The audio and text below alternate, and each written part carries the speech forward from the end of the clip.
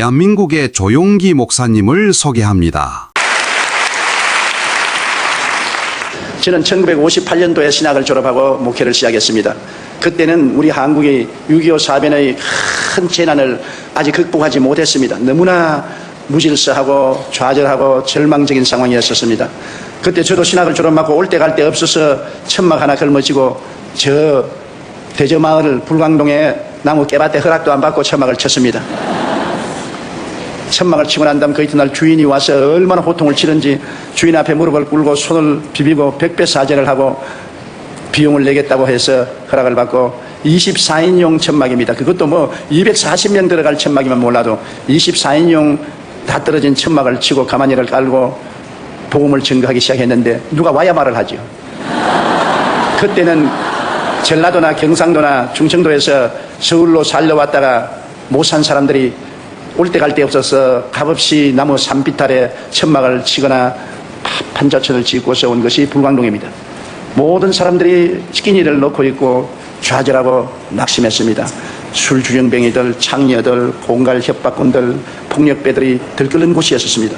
그곳에 가서 회개하고 천당가라고 아무리 외친들 눈도 떠보지 않습니다. 아예 저들의 상황하고는 전혀 관계없는 그러한 세계를 제가 전파하기 때문에 그들에게는 복된 소식이 아니었었습니다. 귀찮은 소식이었었습니다.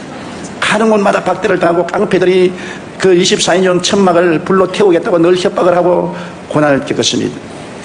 제가 전통적인 복음을 증거해서 예수 믿고 천당 가라, 안 가면 지옥 간다고 아무리 외쳐도 공허한 소리에 불과했습니다. 하루는 가장 그 동리에서 이름난 집에 전도를 가려고 했습니다. 유화문 씨라고 함경북도 북청에서 피난을 오는데 아들만 9인간 그래요. 딸은 없겠어요. 그리고 그 부인과 함께 사는데 왜 유명하냐면 10년 동안 그는 술주정뱅인데 얼마나 술을 퍼먹든지 옛날에 불광동에는 서울에 있는 모든 화장실에서 가져온 배설물을 큰 호수같이 파놓고 거기에 배설물을 갖다가 부은 것이 그게 불광동이요 대저마을 제가 있는 곳입니다. 뭐 배설물 냄새가 하늘을 충천합니다. 그런데 그분만이 유독이 술 먹고 배설물 속에 들어가서 목욕을 합니다. 유명합니다. 그러면 그 부인이 와서 일꾼들을 시켜서 목을 새끼줄로 묶어서 배설물 속에서 끌어냅니다. 끌어내가지고서 개천에 가서 물을 덮어 씌워서 씻어서 집으로 데려오는 그러한 상황이기 때문에 유명하죠. 그리고 그 아들들은 전부 신발을 닦거나 나무 물건 훔치는 삶을 사는 대표적인 가난하고 굶주리고 소외되고 버림받은 가정입니다. 그런데 기도를 하고 그 집에 전도를 가겠다고 각오를 하고 찾아갔어요. 바로 찾아가서 문을 두드리는데 토담집인데 흙집입니다. 흙으로 지은 집에 조그마한 집이니까 요 사이는 그런 집 없어요. 기념관에 가봐도 못 찾아요. 그런 아주 가난한 집인데 다 무너져가는 집에 문을 두드리니까 그 부인이 문을 탁 여는데 얼마나 여겼던지 피골이 상접했어요. 누구요? 그래서 나는 저 이웃 마을에 교회를 개척하는 전도사인데 예수 믿고 천당 갑시다. 그러니까 나를 탁 누려보더니만 눈이 이글이글하게 분노가 막 떨어졌어요. 나 천당 애인가? 그래. 왜 천당을 안 갑니까? 예수쟁이 모두 거짓말쟁이. 천당 애인가? 그래 내가 천당에 안 가려면 지옥에 가야 되는데 지옥에 가면 어떻게 합니까? 지옥불이 얼마나 뜨거운데요. 그러니까 지옥 좋아하네. 지금 내가 이미 지옥에 살고 있는데 무슨 지옥이야? 생각해봐. 우리 남편 10년 동안 알코올 중독으로 한 푼 돈 안 벌어오고 애들 9이 전부 길거리에 가서 나무 신발 닦고 나무 포켓도 훔치고 그렇게 해서 먹고 사는 내가 무슨 지옥이 겁니다. 우리 집에 와봐. 방 한 5평 될까 말까 하는 방에 이불자리 하나밖에 없어요. 내가 그 이름을 지어줬습니다. 백두산 한라산 이불이라고. 왜 솜이 뭉쳐가지고 하나는 백두산이고 하나는 한라산. 그걸 아버지, 엄마, 애들이 다 함께 듣고 자고 뭐 완전히 거짓입니다. 그러니 그 부인 말이 맞아요. 지금이 지옥인데 이보다 더 뜨거운 지옥이 어디 있냐는 겁니다. 그러니 지옥 가지고서 그런 협박 공갈하지 말라. 이미 내가 지옥에 살고 있다. 그래 천당에 가야지. 그런 거짓말을 왜 하느냐. 천당에 죽고 올라가서 그렇게 좋은 것 같으면 그렇게 좋은 천당을 죽고 난 이후에 줄 하나님이면 지금 살아있을 때 우리에게 조금 천당 왜 안 주느냐.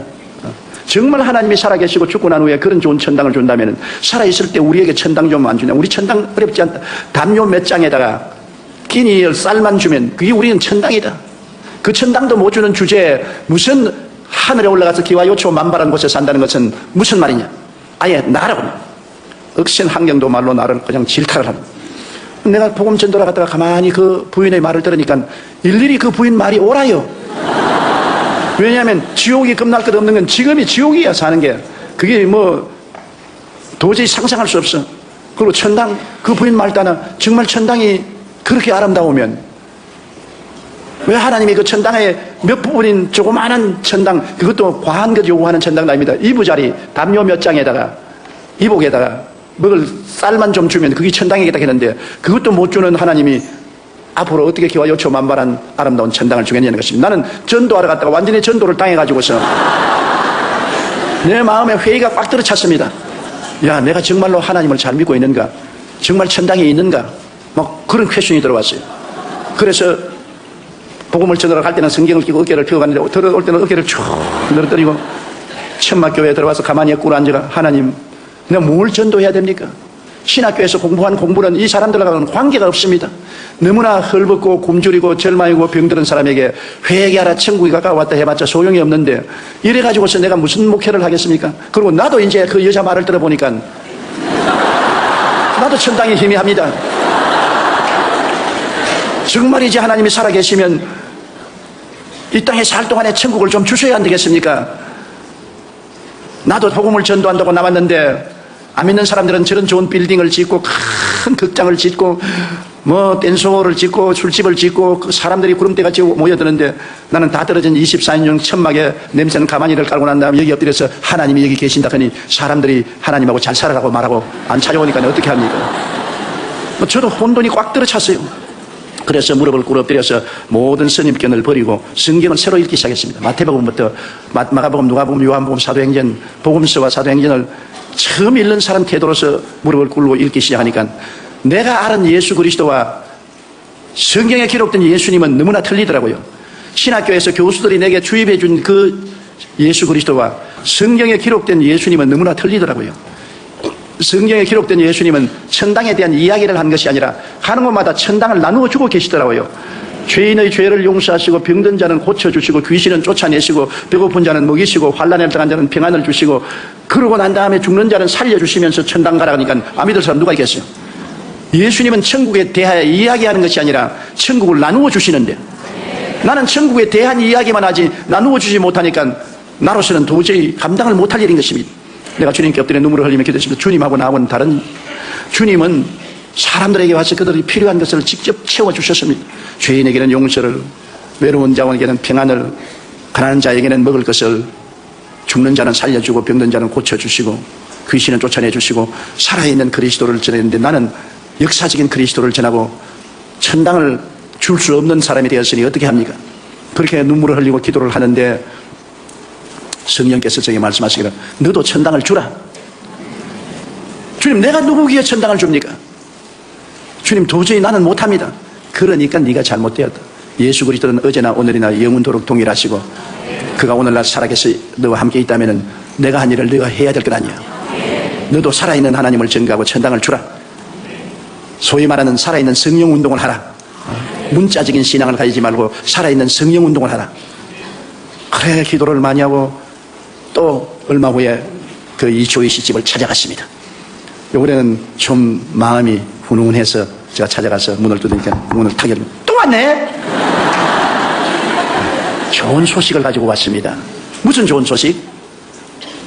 당신의 남편이 알코올 중독에서 해방될 수 있는 소식, 당신의 자식들이 학교에 가서 공부를 하고 훌륭한 자녀들이 될 수 있는 소식, 당신의 그 위장병과 심장병이 낫고 사람답게 살 수 있는 조그마한 집이라도 마련해 줄 그분을 내가 소개하기 위해서 왔습니다. 그런 분이 어디 있어?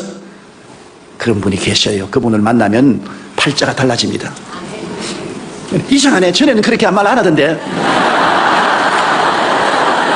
전에는 그렇게 말 안 했지만 지금은 이렇게 말합니다. 그분을 만나보세요. 내가 소개를 해줄 테니까 만나면 팔자가 달라집니다. 그러니까 두말하지 않고 샌들을 신고 방에서 나와서 나를 따르더라고요. 내 속으로 야 이것이구나. 전에는 반항감을 가지고 적개심이 으르으르하더니만 팔자를 고쳐준다는 사람을 소개해 준다니까 따라 나오는구나. 이런다면 온 동리 사람에게 똑같은 말을 하면 다 따라 나올 거다니까. 와, 마음에 아주 기분이 좋습더라고요.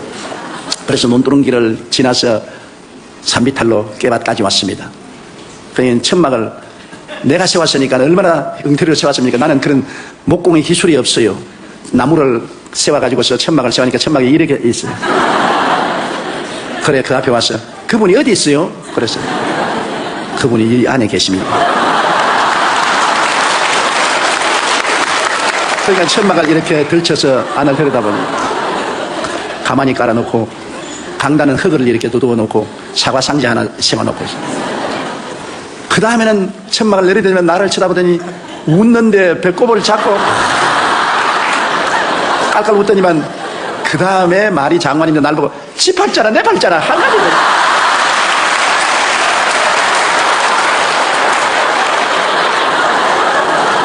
내가 충격을 받았습니다. 아이고, 그러면 이제는 교회 안 나오면 어떻게 하냐 싶어서. 그래서 맞았어요. 아주머니 팔자나 내 팔자나 한 가지입니다. 그러므로 아주머니와 내가 팔자를 고쳐볼 자를 만나야 됩니다. 함께 만나자고요. 그러니까 팔자를 고치는 자는 희망이 있으니까 안전하더라고요. 이야, 사람들은 희망이 없으면 못 사는구나. 희망의 메시지가 중요하구나. 그래 와서 천막교회에 처음으로 제가 한 사람을 전도했습니다. 새벽에 나와서 같이 기도를 하는데 그 남편 이제는 술주정뱅에서 해방되기 위해서 기도를 합니다. 교인들 다 합쳐봤자 한 10명 안 되는데 모여서 기도를 하는데 이 남편이 술이 촥 취해가지고서 우리가 기도하는데 와가지고서 너희들이 나 술 안 먹게 하려고 기도한다고. 그날부터 술 맛이 얼마나 좋은지 말도 못해. 아주 여러분의 기도가 내 술 안주야. 막 온 천막이 막 술 냄새가 확 납니다. 그러면서 술을 취했으면서도 그런 소리를 하면서 앉아있어요, 천막교회에. 그러니 내가 낙심이 얼마나 됩니까? 나는 그 사람이 싹 해방될 줄 알았는데 술 맛이 더 있다 크는 바람에 기도를 하면 술 맛이 더 있으면 어떻게 하느냐. 그래도 불구하고 그 술이 만취가 되어서 그때부터는 교회에 나와요. 교회에 와서 온갖 잔소리를 다 하고 나에게 온갖 손가락질을 다 하고 그러다가 석 달을 기도했는데 그 부인이 하루아침에 그 애를 보내서 쪽지를 내가 바라보니까 우리 남편이 어제 밤새도록 도끼를 들고 다 죽인다고 야단법석을 하고 하더니만 오늘 혼수 상태에 빠졌으니 빨리 와주십시오. 나는 술주정뱅에서 해방된다고 했는데 혼수 상태가 되어 죽으면 어떻게 하냐. 그 길로 그냥 막 미끄러지면서 넘어지면서 뛰어가서 보니까 혼수 상태가 되어서 홀홀 골고 있어요. 내 생각에 술 마귀가 이제 떠날라는구나. 그래 내가 그를 잡고서 나사렛 예수 이름으로 명하노니 알코올 중독의 원수 귀신아 나오라. 그렇게 하면서도 내가 전에 그렇게 하는 걸 못 봤기 때문에 우리 교수들이 가르쳐 주기도 아니었고 은극결에 내가 하기 때문에 이게 내가 바르게 하는 건지 잘못하는지 알 수가 없어요. 그런데도 불구하고 나오라 그러니까 반응을 안 합니다. 꽥 고함을 치고 그래요. 나오라 그러니까 안 나온다. 그래 내가 뭐가 안 나오냐 알 수가 없어요. 이 사람이 나온다 그런지 안 나온다 그런지 진짜 귀신이 있어 안 나온다 그런지 알 수가 없더라고요. 그러나 막 대놓고 나오라고 하니까 나중에 내등부러지더니만 그때 이후로 술을 끊어버리고 완전히 변화가 돼요. 나중에 우리 교회 장로가 되었습니다. 그러니까 한경북도 도민회에서 기념으로 이 사람에게 직장을 주었어요. 비로소 돈을 벌어서 처음으로 쌀한가마니를 집에 가지고 왔습니다. 참 그게 에피소드가 있어요. 그 부인이 10년 만에 쌀한가마니를 남편이 사오니까 너무나 반갑고 고맙고 남편이 그렇게 이쁘고 좋더랍니다. 그래서 남편을 끌어안고 키스를 해주고 기도를 하고 했는데 마음속에 우리 전도사님이 11조를 내야 하나님이 복을 준다 그러더라. 11조를 안 내면 하나님 복을 빼앗아가면 어떠냐. 그래서 그 쌀가마니에서 11조를 뗐어요. 또 너무너무나 아까우니까 돌아갔다 붙고 주님 10년 동안 나다를 구경 못한 우리가 이거 먹는다고 하나님이 복 안 주겠냐. 그렇게 좁은 하나님 아니시지. 도로가 그렇지 안 돼. 도로 떠내서 초저녁부터 시작한 것이 새벽기도 4시까지 떼냈다가 부었다가 그 갈등은 말로 다 할 수 없습니다. 우리가 지금 웃기는 소리 같지만은 그 가난한 부인의 그 마음의 신앙의 갈등입니다. 그래서 새벽에 종소리를 치니까 그 11조 쌀을 떼는 쌀 봉지를 들고 남편이 가져온 돈의 11조를 들고 너무나 아까워서 울면서 오다가 눈에 미끄러지가 눈 빠르게 잡아지니까 이게 그냥 쌀이 눈에 다 쏟아져 버려. 그러니까 그 흙을 그대로 또 끌어 담아가지고서 그래가지고서 내게 울면서 왔는데 보니까 쌀 없고 흙만 있어요. 하나님이 너무나 가오가십니다. 10년 동안 나달 구경 못하는 우리 집에 처음 쌀 한 가마니 가져왔는데 왜 11조를 잡수시려고 합니까? 근데 손에 있는 돈은 얼마인지 모르겠어요. 떡이 돼버려가지고서 얼마나 꽉 쥐었더니 흙이 묻어가지고서 떡이 돼버린. 그래서 자매님, 11조는 하나님이 빼앗아가는 것이 아닙니다. 11조는 내일에 더 많은 축복을 주기 위해서 심는 종자 씨앗입니다. 심어야 거두지 않아요. 심지 않고는 못 거두지 않아요. 자매님이 지금까지 가난한 것은 안 심었기 때문에 거둘 것이 없어 가난했는데 11조는 종자 씨앗으로 심으면 하나님이 주시는 것이므로 이것은 심으는 것이니 비록 모두 다 흙 속에 심어버리고 맞았지만은 하나님이 받은 것으로 알고 축복합니다.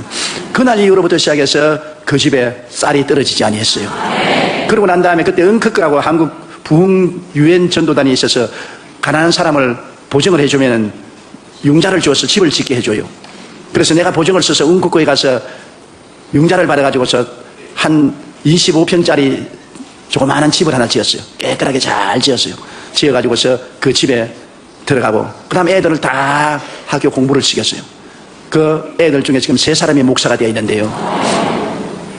완전히 예수 믿고 천당이 다가오는 것을 보았습니다. 그 이초희 권사님이 늘 하는 말이 우리는 예수 믿고 천당에 죽어서 있는 줄 알았는데 지금 천당에 왔다. 우리 가족들이 다 예수 믿고 구원받고 병 고침받고 이렇게 애들도 공부 다 하고 새 사람이 되었으니 얼마나 좋은가. 그래서 그 소문이 나니까 희망이 있으니까 온갖 사람이 다 모여와요. 우리 교단에서 나를 불러요. 그리고 교단 내가 가니까 총회장 총무 교단 사람들이 모여서 너 요사이 병 기도하고 귀신 쫓아내고 무당짓 한다면서. 아니 무당짓 하는 것이 아니고 예수님이 성경에 기록된 것은 성경의 말씀대로 이 가난하고 헐벗고 굶주린 사람에게 복음을 증거해서 이런 역사.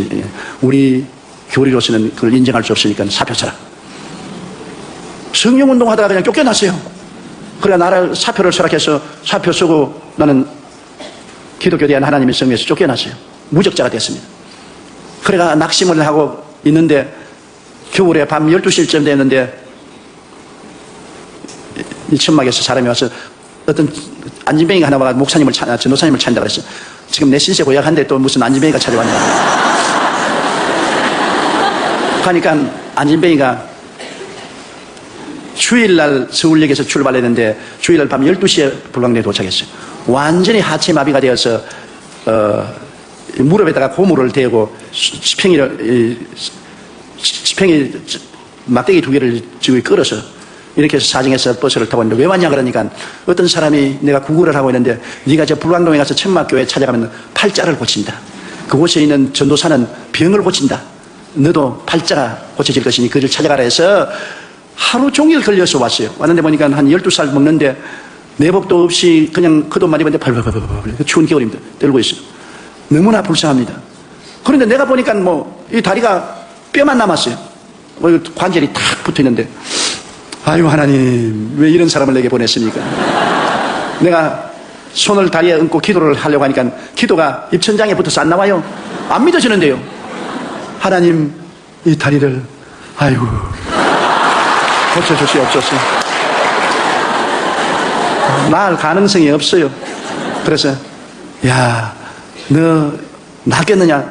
나는 나을 줄 믿고 좋았는데요. 전도사님 날 버리지 말아 주십시오. 그럼 이스라엘의 믿음을 좀 얻어야 되겠다고.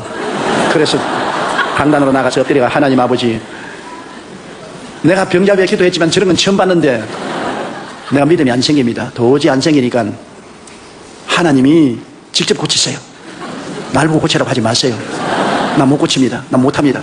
그러고 부러지기 시작한 것이 제가 눈물을 흘리고 1시간이 넘도록 그냥 기도를 하는데 온몸이 뜨거워지고 방언으로 막 기도를 하고 온몸이 뜨거워지고 그러다 보니까 마음에 믿음이 자꾸 들어오는데 뭉게구름같이 믿음이 피어오르는데 나중에는 내 생각에 내 손으로 이렇게 밀면 지구가 밀릴 것 같아요.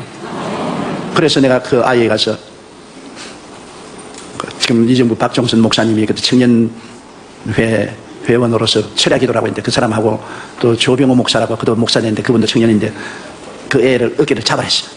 잡고 난 다음 제가 무릎을 안수하고 이렇게 기도를 하는데 내 마음속에 뭘 기도할 거냐 그걸 딱 펴버리라 그래요. 내가 무식하고 모르니까 범잡는다고 막 이 무릎을 열고 무너진다는데 온 힘을 가지고 올라서 누르니까 뼈가 딱딱 크니까 얘가 와 이거 엄마 사람 잡네 그러더라고요. 그래도 그 소리를 귀에 들으면서도 뭐 너무 내가 믿음이 생기니까 이 무릎을 떼가지고 와서 갖다 붙이면 붙일 것 같아요. 그래 눌러버리니까 무릎이 탁 떨어져 덜렁덜렁 하더라고요. 그런 거를 내가 탁 들어 올리니까 다리가 덜렁덜렁 하더라고요. 하는 거를 나사렛 예수 이름으로 명하노니 걸어라 확 밀어버리고 돌아섰다고요.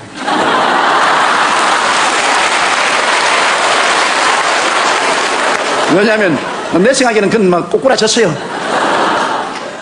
그런데 내가 눈을 감고 돌아서 있는데 막 청년들이 박수를 치고 고함을 치고 야단에 보니까 이놈이 천막을 돌기 시작하는데 뛰고 꾸는데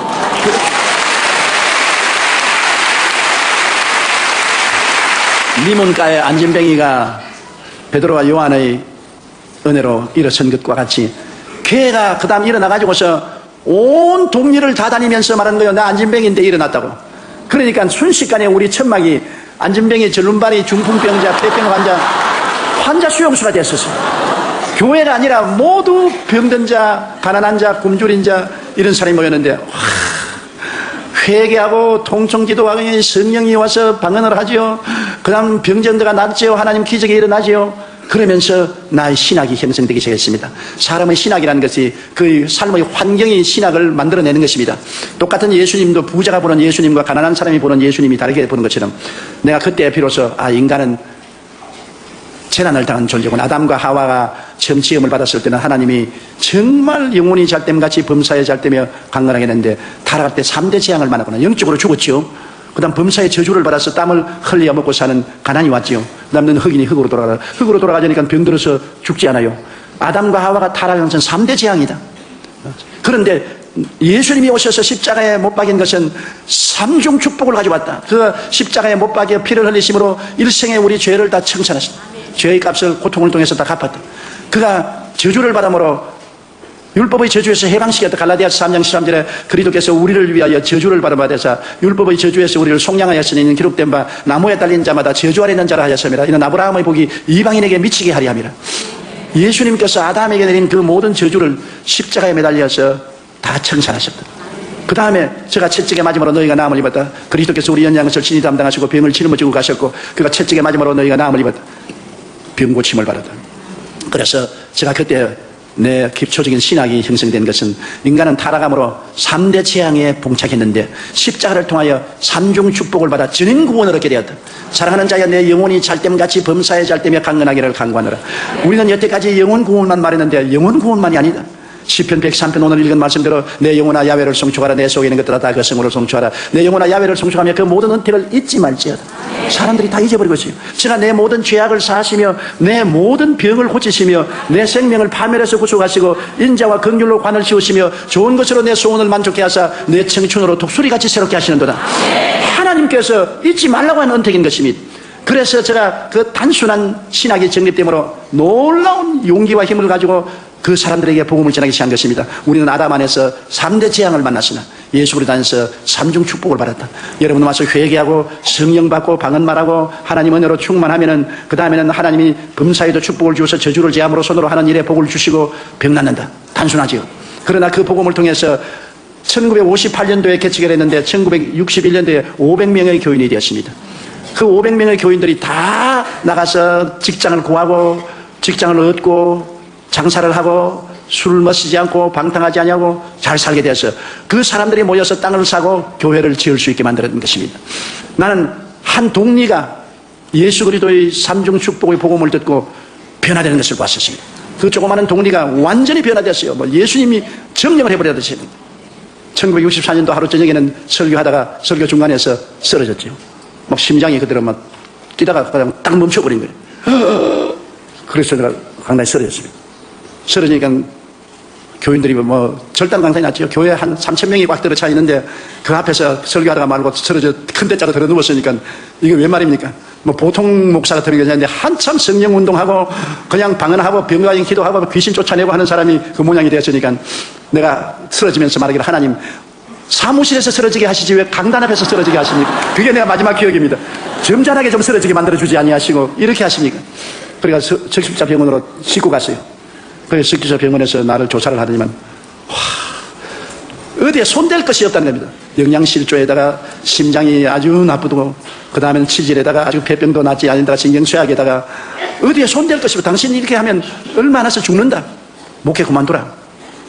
그래서 집에 들어가서 들어누웠는데 엘리베이터를 타고 끝없이 밑으로 떨어지는 그런 감정입니다. 도저히 견딜 수가 없는 고통입니다. 그래 내가 주님께 주님 있어요. 나는 이제 목회를 할 수가 없습니다. 이대로 죽을 수도 없고 너무나 원통합니다. 주님이 왜 다른 사람을 다 고치면서 나는 안 고쳐줍니까? 울어도 대답 없는 이름이요. 부르다가 내가 죽을 이름이요. 다른 사람 위해서 기도하면 성령께서 암이 나았다, 절름발이가 나았다고 내게 말씀을 해주세요. 근데 내 병은 말하면 말씀을 안 해주시는 것이 침묵입니다. 아무리 부르짖어도 나는 병이 안 낫습니다. 그러나 다른 병은 왜 그렇게 잘났는지 몰라요. 그러니까 하나님께서 제가 말씀하기를 이제는 네가 목회를 하지 말고 교인들을 세워서 목회를 하라. 그래서 여러분 구역 조직은 제가 원조입니다. 주일날 여러분 내가 설교를 하는데 겨우 와가지고서 그때 7분 설교를 했어요. 서대문에 나왔는데 서대문에 2,000명 하는 교회에 10,000명이 넘게 나왔어요. 그런 가운데도 성령운동하니까 막 교인들은 막 구름대같이 모여오는데 나는 죽을 판이거든. 그래서 내가 성경에 바울을 말한 거 사망은 내 몸에서 역사하고 생명은 너희 안에서 역사한다. 나는 죽어가는데 생명의 역사는 성도들에게 더 일어나는 것입니다. 그래서 내가 보통 7분 설교를 했는데 3번 설교하고 들려서 사무실에 들어갔는데 설교하다 쓰러지고 결혼 예식을 집행할 수가 없어요. 왜냐하면 신랑 신부 앞에서 잡아지려고 하기 때문에 막 될 수 있으면 짧게 말을 하기 때문에 5분 만에 결혼을 끝마치는 것입니다. 그리고 장례식을 하기가 얼마나 겁이 나냐면 무덤 앞에 구덩이에 내가 먼저 떨어지려고 하는데 관이 내려가기 전에 내가 자꾸 떨어지려고 하는데 그 괴로움은 말로 다 할 수 없습니다. 그 괴로움은 말로 다 할 수 없습니다. 그래서 제가 하나님께서 네가 목회를 하지 말고 너는 평신도들을 가르쳐서 목회를 시켜라. 그래서 구역을 조직하기 시작해서 교회를 구역으로 나누어서 5가정씩 이렇게 나누어 가지고서 구역을 만들고 그러면 5구역이 모이면 지역을 만들고 이렇게 해서 교회를 맺겠습니다. 그 다음에 구역장 교본이나 적고 저는 주일날 설교가 난 다음 주일날까지 들어누워 있어요. 일어날 수가 없습니다. 너무 심장이 나쁘니까.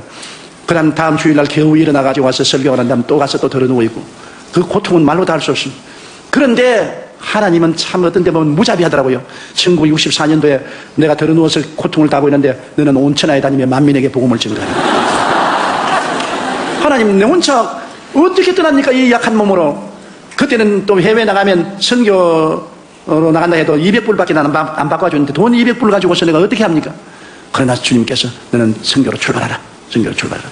우리 교회도 겨우 목회하는데 그래서 죽기 아니면 살기입니다.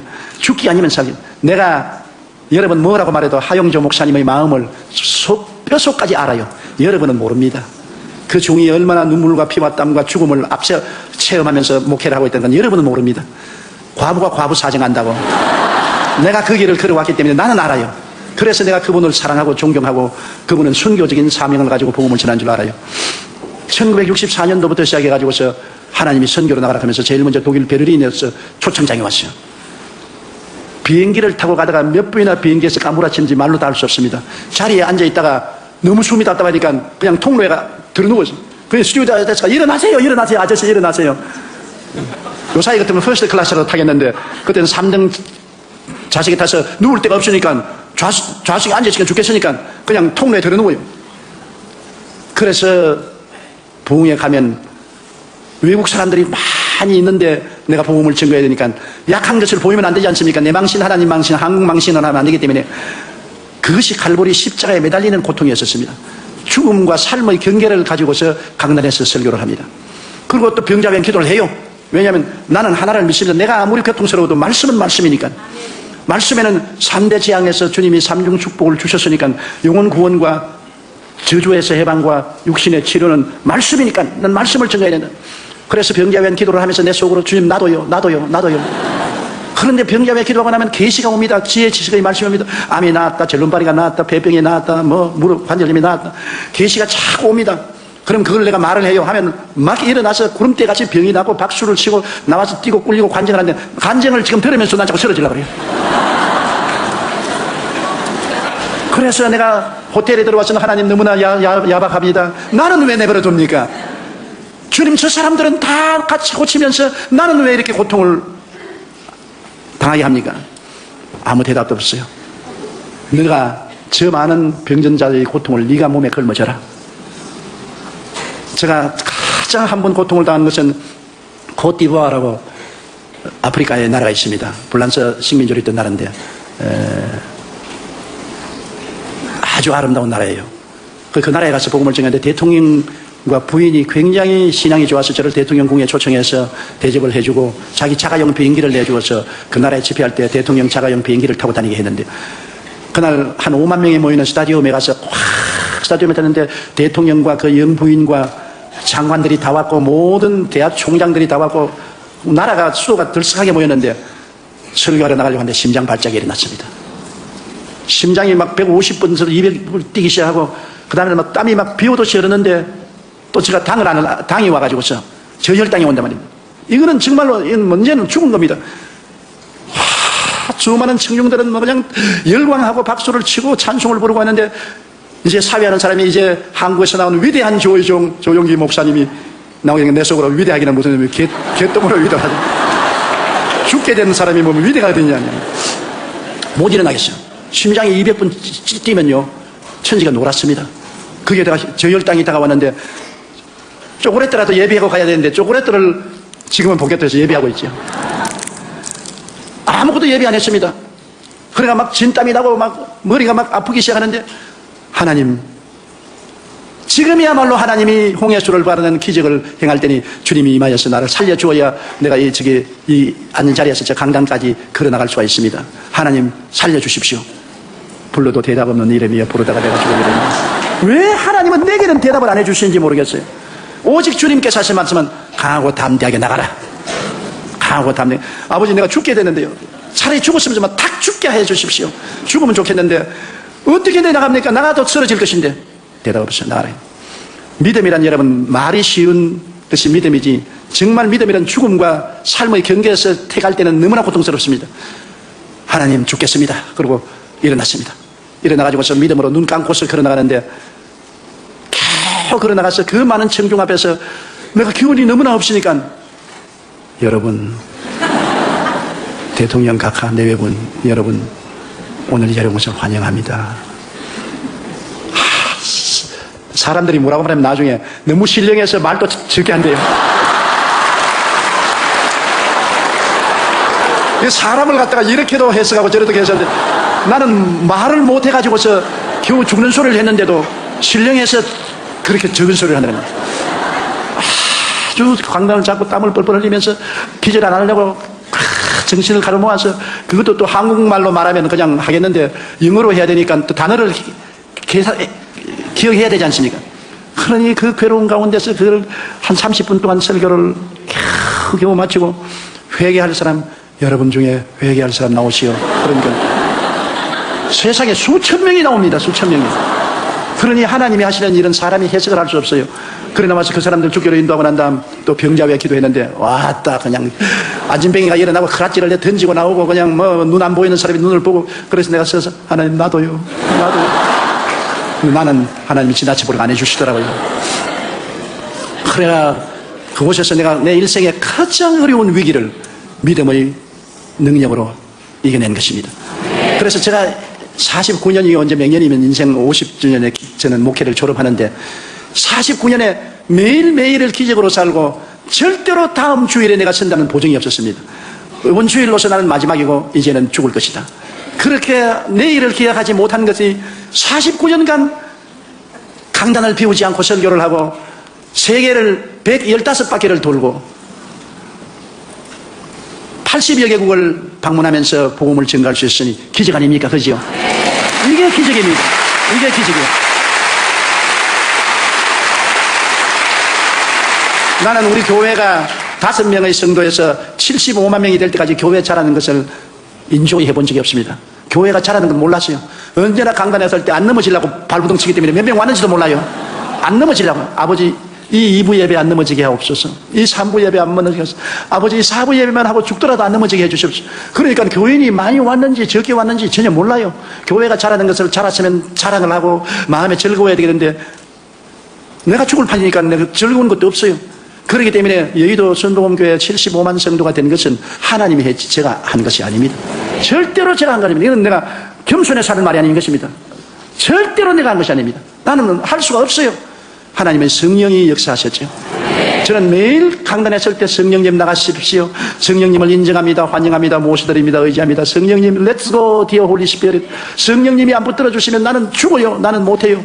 그렇게 한 것이 49년을 했으니까 내가 봐도 지금 돌이켜보면 너무 큰 기적입니다. 어떻게 해냈는지 도저히 상상할 수 없는 것은 성령의 능력이 아니면 할 수 없습니다. 거기에서 제가 배운 것이 있습니다. 하나님께서 십자가에서 그리스도를 통하여 우리에게 삼중 축복을 부어주셨는데 이 은혜는 이미 주신 것인데 우리가 누리는 것은 우리 마음에 받을 만한 그릇이 준비되어야 된다. 첫째로 생각입니다. 생각이 변화되어야 되는 것입니다. 나는 못한다, 안 된다, 할 수 없다, 부정적인 생각을 가지면 못해요. 제가 여태까지 버틸 수 있은 것은 베드로전서 2장 24절 제가 채찍에 맞음으로 너희가 나음을 입었나니 이 말씀 하나가 나의 생각을 붙잡아서 지금까지 버티게 주었습니다. 정막 강산으로 너무나 고통스럽고 괴로워도 말씀은 진리다. 제가 채찍에 맞음으로 너가 나음을 입었다. 나는 이미 과거에 나음을 입었다. 지금은 나아가는 과정이다. 나는 지금 이렇게 괴롭지만 이 말씀이 나았다고 해서 나는 나았다. 눈에는 아무 증거 안 보이고 귀에는 아무 소리 안 들리고 손에 잡히는 것 없어도 성경에 말씀하기를 제가 채찍에 맞음으로 너가 나음을 입었나니라고 했으니 내가 나았다. 내가 나았다. 그럼 마귀가 와서 말하면 마귀는 몰라. 온 전신이 병투성인데 나 이미 하나님 편에서 볼 때는 내가 나았는데 지금 나아가는 과정이다.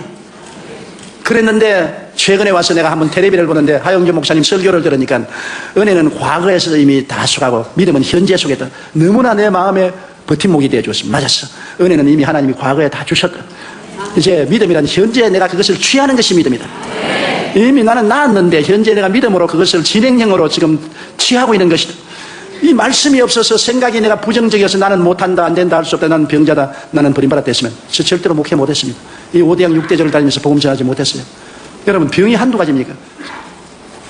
당으로 말미암아 저혈당이 오면은 정말로 기가 막히게 고통스럽습니다. 한 번은 일본에서 부흥회하고 비행기에 탔는데 비행기 안에서 저혈당이 와가지고서 죽을 뻔당했어요. 그런데도 불구하고 당뇨병 환자는 제가 안수하는 쪽쪽 낫는다고요. 그 다음에는 또 제가 파킨슨 병이 와가지고서 온몸이 떨리기 시작합니다. 그러니 병주머니예요. 그런데 하나님께서 영광을 받기 위해서 나에게 지극히 약하게 만들어 놓으시고 하나님의 은혜가 와서 건강한 사람 10배, 20배 더 일을 하게 만드는 것입니다. 나하고 같이 부흥회 해외 출장을 가서 집회를 하면은 돌아오면 내가 같이 간 장로님과 교회 종들은 다 늘어집니다. 일어나서 며칠 일어나지를 못해요. 누워서. 나는 그 이튿날 또 예배 인도하러 나옵니다. 하나님께서 은혜로 그 약함을 극복하게 만들어 주신 것입니다. 그래서 생각이 말씀으로 달라져야 됩니다. 저는 늘 마음을 새롭게 하는 것입니다. 아침에 일어나면 두려워 말라 내가 너와 함께함이라 놀라지 말라 나는 내 하나님이 됨이라 내가 너를 굳세게 하리라 참으로 너를 도와주리라 참으로 나의 의로운 오른손으로 너를 붙들리라 이사야 41장 10절을 언제나 외우고 그 다음에는 시편 91편을 외웁니다. 하나님은 나의 피난처여 나의 요새여 나의 의리하는 하나님이니 제가 나를 새 사냥꾼의 온물에서 극한 연병에서 건지실 것입니다.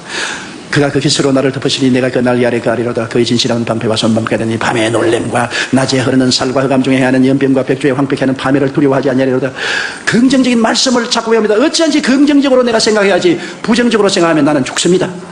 그러므로 하나님의 은혜는 여러분이 말씀을 통해서 긍정적으로 생각할 때 여러분에게 임하시는 것입니다.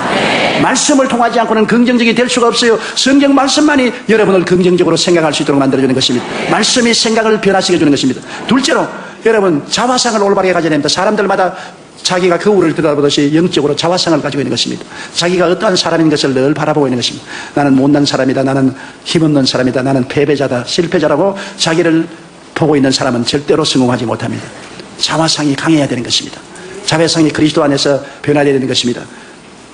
그러므로 이 자화상은 십자가에서 저는 늘 내 자화상을 서로 바랍니다. 십자가가 나의 새로운 거울입니다. 나는 용서받은 의인이다. 나는 그리스도를 통해서 거룩하고 성령 충만한 사람이다. 나는 예수 이름 가운데서 치료받은 사람이다. 나는 아브라함의 복은 받은 사람이다. 나는 부활 영생 천국인이 되었다. 나는 이런 사람이다. 나는 이런 사람이다. 나는 절대로 낭패와 실망을 당하고 좌절과 절망한 사람이 아니다. 나는 용서받은 의인이다. 나는 성령 충만한 사람이다. 채찍에 맞음으로 나은 사람이다. 나는 축복받은 사람이다. 부활 영생 천국을 얻은 사람이다. 이런 사람이다. 이런 사람이다. 내 자화상을 언제나 아름답게 성경 말씀대로 바라보고 하나님 나는 이런 사람이니 이런 사람에 합당한 은혜를 주십시오. 자화상을 늘 강화시키는 것입니다. 여러분 언제나 하나님이 사용한 사람은 자화상이 뚜렷한 사람을 사용한 것입니다. 그 다음에는 믿음인 것입니다. 믿음이라는 것은 제가 여러분들 말씀드렸지만은 믿을 만한 기분이 생겨서 믿는 것이 아닙니다. 뭐 불이 왔다 갔다 하고 마음이 뜨거워지고 몸이 진동하고 해서 믿음이 생긴다. 저는 믿음은 선택입니다. 극한 상황에서 절망을 택하지 않고 믿음을 택하는 것이 믿음인 것입니다. 믿음이란 여러분에게 주어진 오장육부 사지백체와 같습니다. 예수 믿을 때 믿음을 주셨어요. 믿음은 선택인 것입니다. 베드로가 물 위를 걸어갈 때 주님이 오락해서 걸어갈 때 그가 파도와 바람을 보고 빠졌습니다. 예수님을 바라보고 갈 때는 걸어갔는데 예수님에게서 눈을 돌려 바람과 파도를 볼 때는 물에 빠져 들어갔습니다. 선택이지요. 예수님을 바라보는 것을 선택했을 때는 걸어갔는데 바람과 파도를 바라보는 것을 선택했을 때는 그가 빠졌습니다. 여러분 예수님을 바라보고 믿음으로 갈 때 분위기가 믿을 분위기가 아니었습니다. 바람 치고 파도 소리 나고 물보라 치는데 믿을 기분이 납니까? 그럼에도 불구하고 예수님을 바라보고 믿으면 기적이 일어나는 것입니다. 백부장 야이로는 예수님을 모시고 딸 고치러 가는데 병들이 와서 딸이 죽었다고 말했습니다. 온 전신이 떨리고 무릎이 벌벌 떨리고 주저앉고 있습니다. 믿을 기분이 안 납니다.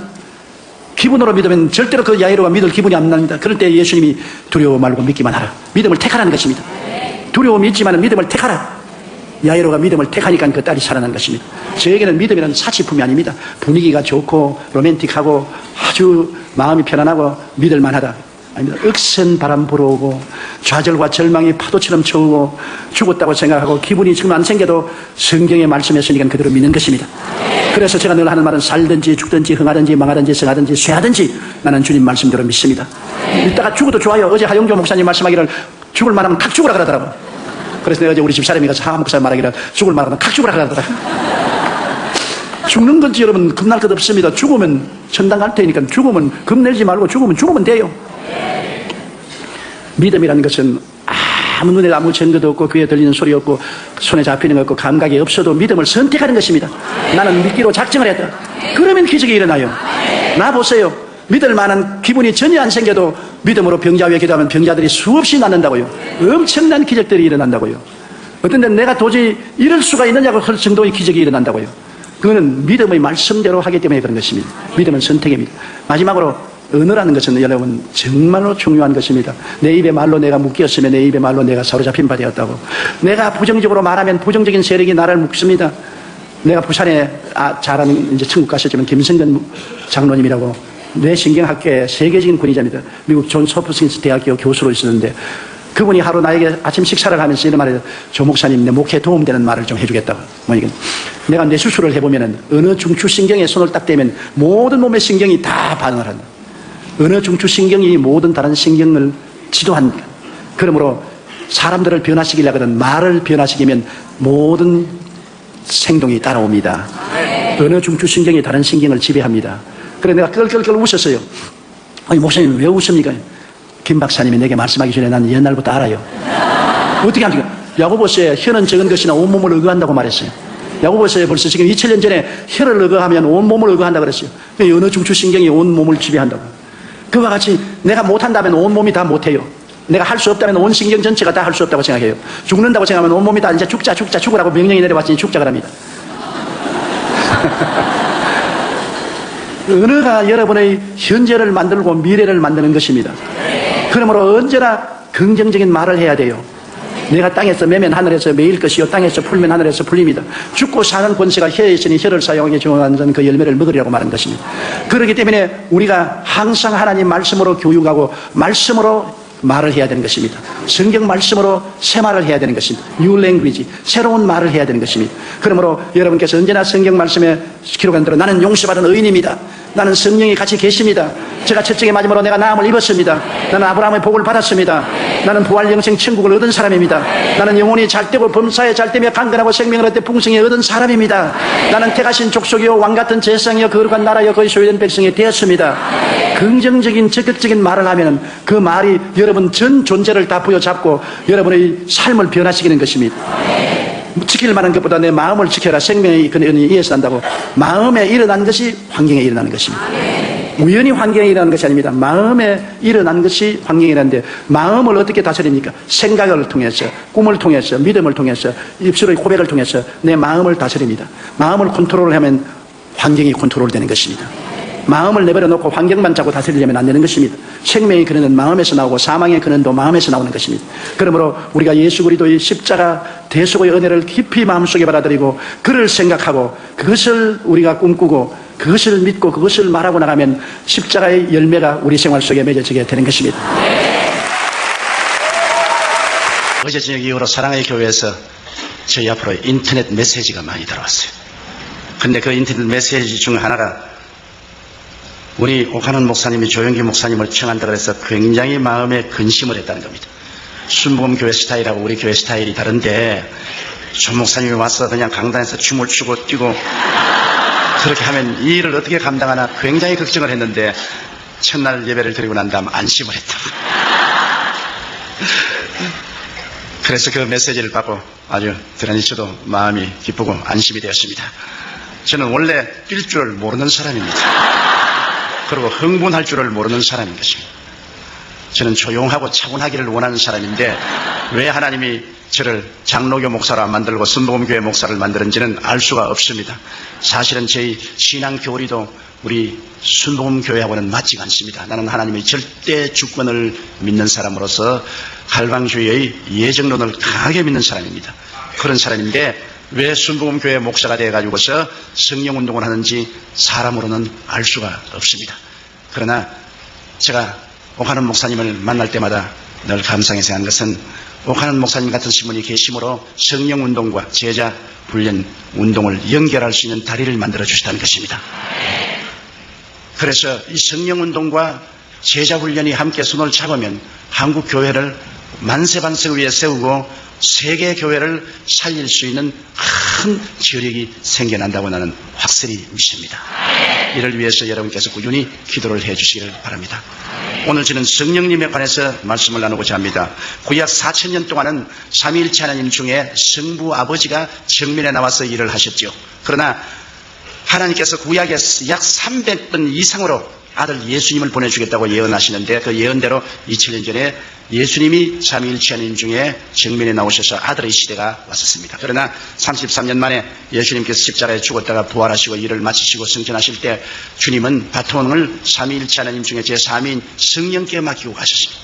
이제 내가 가면 성령을 보내겠다고 하시는데 오순절 날에 말씀하신 대로 성령이 임하여서 오늘날 우리가 사는 이 2000년 동안 복음 시대에는 성령이 정면에 나와서 일하는 성령의 시대인 것입니다. 성령께서 오늘날 우리 가운데 임하여 계셔서 우리와 함께 계시고 일하시고 계시고 아버지도 성령님을 통해서 아들도 성령님을 통해서 일하시는 것입니다. 그러므로 성령으로 말미암지 않고는 그리스도를 주라고 할 수가 없습니다. 성령으로 말미암지 않고는 야훼 하나님을 아버지로 부를 수도 없습니다. 성령의 감동이 와야 믿게 돼요. 여러분 오늘 예수 그리스도를 믿었다는 것은 한 사람 한 사람이 모두 다 성령님의 감동을 받았기 때문에 예수를 믿게 된 것입니다. 제가 서대문에 목회할 때 하루 비가 오고 날이 바치게였는데 이 우비를 입고 머리에 비를 잔뜩 맞은 30대의 아주 세련된 여인 한 사람이 제게 신앙 상담을 왔습니다. 그분은 우리 교인도 아니에요. 그런데 우리 교회에 와서 갑자기 신앙 상담을 요구해서 그래서 신앙 상담을 하는데 누군가 보니 그때 한국은행 총재 딸이었어요. 그리고 그 남편은 우리 한국이 나온 세계적인 암 전문 의학 박사였습니다. 상복원 박사라고. 그런데 그 상 박사님이 일본 동경대학교 이과대학에서 박사학위를 받고 그리고 UCLA에서 또다시 공부를 하고 뉴욕의 마운트 사이나이 유대인 병원의 의사로 있다가 이기붕씨 주치의로 초청을 받아서 왔는데 술을 너무 좋아해서 술을 많이 먹다가 중풍이 걸렸어요. 뇌수술을 하고 한쪽이 마비가 되니까 부인에 대한 의처증이 생겼습니다. 부인이 굉장한 미인이에요. 그러니까 부인이 아무나 자기가 이렇게 이제 반신불수가 되고 하니까 다른 남자하고 사귀게 싶어서 부인을 무시무시하게 감시하는데 뭐 부인을 살 수 없게 해요. 매일찌에까지 생선 회칼을 가지고 목에 대놓고 오늘 너 누구 만나냐고 이렇게 하니 이 사람이 무식한 사람도 아니고 세계적인 암학자고 의사 의학 박사가 그렇게 하니 기가 막히죠. 근데 자기는 어떻게 해야 살 수 있느냐고 아주 완전히 노이로제에 걸리게 되었다고. 그 친구가 여의도 순복음교회 가서 한번 목사님과 상담해보라고 해서 왔다 그래요. 그래서 제가 당신 예수 믿는 도리밖에 없다. 하나님이 당신의 마음속에 위로와 평안을 주시기 때문에 예수를 믿고 하나님께 의지하고 하나님의 능력에 의지해서 그 남편을 감화 감동시켜요. 당신이 먼저 예수 믿고 남편을 교회로 데리고 오라고. 그랬더니만 그 다음 주일날 남편을 교회로 데려갔는데 남편이 아닌 게 아니라 이렇게 절뚝절뚝하면서 잘생겼어요. 대구 사람인데 아주 강한 경상도 액센트를 쓰는 사나이입니다. 그런데 예배를 피하고 난 다음에 내 사무실인데 그거 부인하고 쩔뚝쩔뚝하고 들어왔어요. 조 목사, 왜 그러세요? 당신 말이야 설교할 때 우리 마누라만 쳐다보면 죽여버려. 기가 칵 막힙니다. 근데 내가 그때 우리 교인이 한 4,000명 됐어요.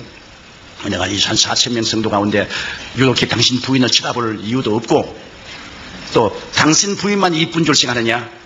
우리 집 사람도 당신 부인 뺨칠 만큼 이쁘다. 그러니까 그런 설 좀 쓰게. 좌우간 잔소리 말고 우리 마누라 꾀기만 하면 내 막 칼로서 막 조목서 찔러 죽인다. 이체증이라는 것이 이렇게 무섭구나. 그런데 이체증 덕분에 교회는 꼭 나와요. 마누라 지키려고. 그 부인이 교회 나오면 꼭 따라와서 부인 옆에 딱 앉아가지고 보이는. 근데 어제는 내 정면에 앉아있기 때문에 내가 설교할 때 이렇게 설교하다가 이렇게 봐야지. 이렇게 보면 또 자기 부인 봤다고 또 야단법 설하니까. 참 주일날 그 사람만 오면은 신경이 쓰이는데 아주 못 견디겠어요. 근데 꼭 예배를 피하고 나면은 내 사무실에 들어옵니다. 안 들어오면 좋겠는데 꼭 들어와가지고서 하는 말이 자, 내가 멀리서 보니 당신 이마도 번질번질하고 바보같이 안 보이는데 왜 그 완전히 바보 같은 소리 하느냐? 생화학적으로 생각해봐라. 어떻게 처녀가 잉태하여 아들을 낳으며 어떻게 죽은 사람이 무덤에 들어갔다가 사흘 만에 다시 부활하느냐? 피가 다 썩었는데 어떻게 부활하냐? 당신 멀리서 보면 상당히 충명도 있어 보이고 이마도 까지고 눈도 빛이 번쩍번쩍 나면서 하는데 그런 바보 같은 소리를 하는 거 보고 내가 너무나 불쌍하다. 어디 직장이 없으면 내가 직장 하나 구해줄까? 왜 그런 거짓말하고서 밥을 먹냐? 그러니 이 사람 무식한 사람도 아니고 세계적인 우리 한국이 난 암학자인데 그래서 내가 당신 참 상박사 불쌍한 사람이요. 당신 고작 그거밖에 모르. 그러니까 자기는 참 불쌍하다. 보기에는 똑똑하게 보이는데 말하는 거 보면 영 바보 같은 말을 하더라. 야, 나하고 그렇게 거리가 먼 줄 몰랐어요. 신령한 세계는 전혀 모르니까 내가 하는 말하고 그가 하는 말은 완전히 다른 세계예요. 그래서 나는 관심을 안 기울입니다. 내버려 놓고서 1년 동안 그 사람이 늘 나오면서 늘 저희 설교를 비평을 합니다. 바보 같은 말이라든지 사회에 맞지 않다, 비과학적이다, 지식이 없는 무식한 소리다.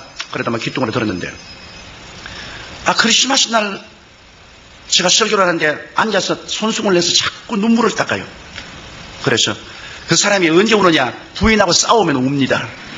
그래서 내가 크리스마스 아침부터 싸봤구나. 우는 거 보니까 그 자꾸 눈물을 닦더니만 근데 예배를 피하고 난 다음 내 사무실에 또 왔어요. 그래서 장 박사 왜 크리스마스 날 아침부터 부인하고 싸웠느냐? 또 울게 하니까 안 싸웠어. 그럼 왜 울어요? 나 말이야. 당신에게 와서 바보 같은 소리 1년 동안 듣다가 스키스프레이니아 정신분열증이 걸렸어. 오늘 아침에 당신이 무슨 동정녀가 아기를 낳고 말이야 그가 하나님 아들이고 그런 소리 하는데 내 머리로서는 전부 바보 같은 소리 같은데 내 마음이 딱 꺼내지더니만 당신 말이 다 믿어지지 않냐? 그러니 이것이 정신분열증의 증거라고. 마음이 뜨거워져서 머리는 안 믿는데 마음은 믿어지는 것은 정신분열증이야. 그러므로 당신에게 와서 1년 동안 설교 듣고 바보 같은 말 듣다가 내가 정신분열증 걸렸는데 책임져 고쳐. 나보고 고쳐줘. 그래서 잘 걸렸다. 당신 그 정신분열증은 천당 가는 정신분열증이다. 그게 걸려야 천당을 간다. 내가 그 고칠 약을 줄게. 그 무슨 약이냐? 구약과 신약이 있다.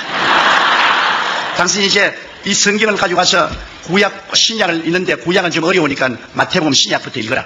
이거를 한 번 다 읽고 나오면 내가 기도를 해서 당신 그 병을 고쳐줄게. 또 훌륭한 학자는 단순합니다.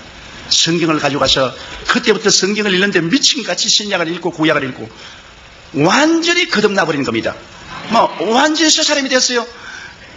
아직까지도 머릿속에는 많은 퀘션이 있는데 그 마음은 성령으로 말미암아 진리가 계시되어서 변화돼서 그때 내가 너무나 뚜렷이 깨달은 것은 성령의 역사는 머리를 통해서 들어가는 게 아니라 마음을 통해서 들어가는구나. 지식적으로 변화를 받는 게 아니라 마음에 중생하니까 마음이 달라져요. 그 좋은 머리를 가지고 마음이 세속에 쓰였을 때는 자꾸 그리스도를 반대하더니만 그 다음에 마음이 달라지니까 또 그 좋은 머리를 가지고서 동정녀 탄생을 할 수 있다고 또 증명을 하기 시작하는 겁니다. 그가 하는 말이 amphibious animal이라고 해서 양서류 동물인 물에도 살고 무태도 사는 뱀이나 개구리 같은 것은 알을 수컷이 없어도 바늘로 찔러주는지 전기 자극만 주면은 그대로 부화가 되어서 나와요. 수컷이 없어도.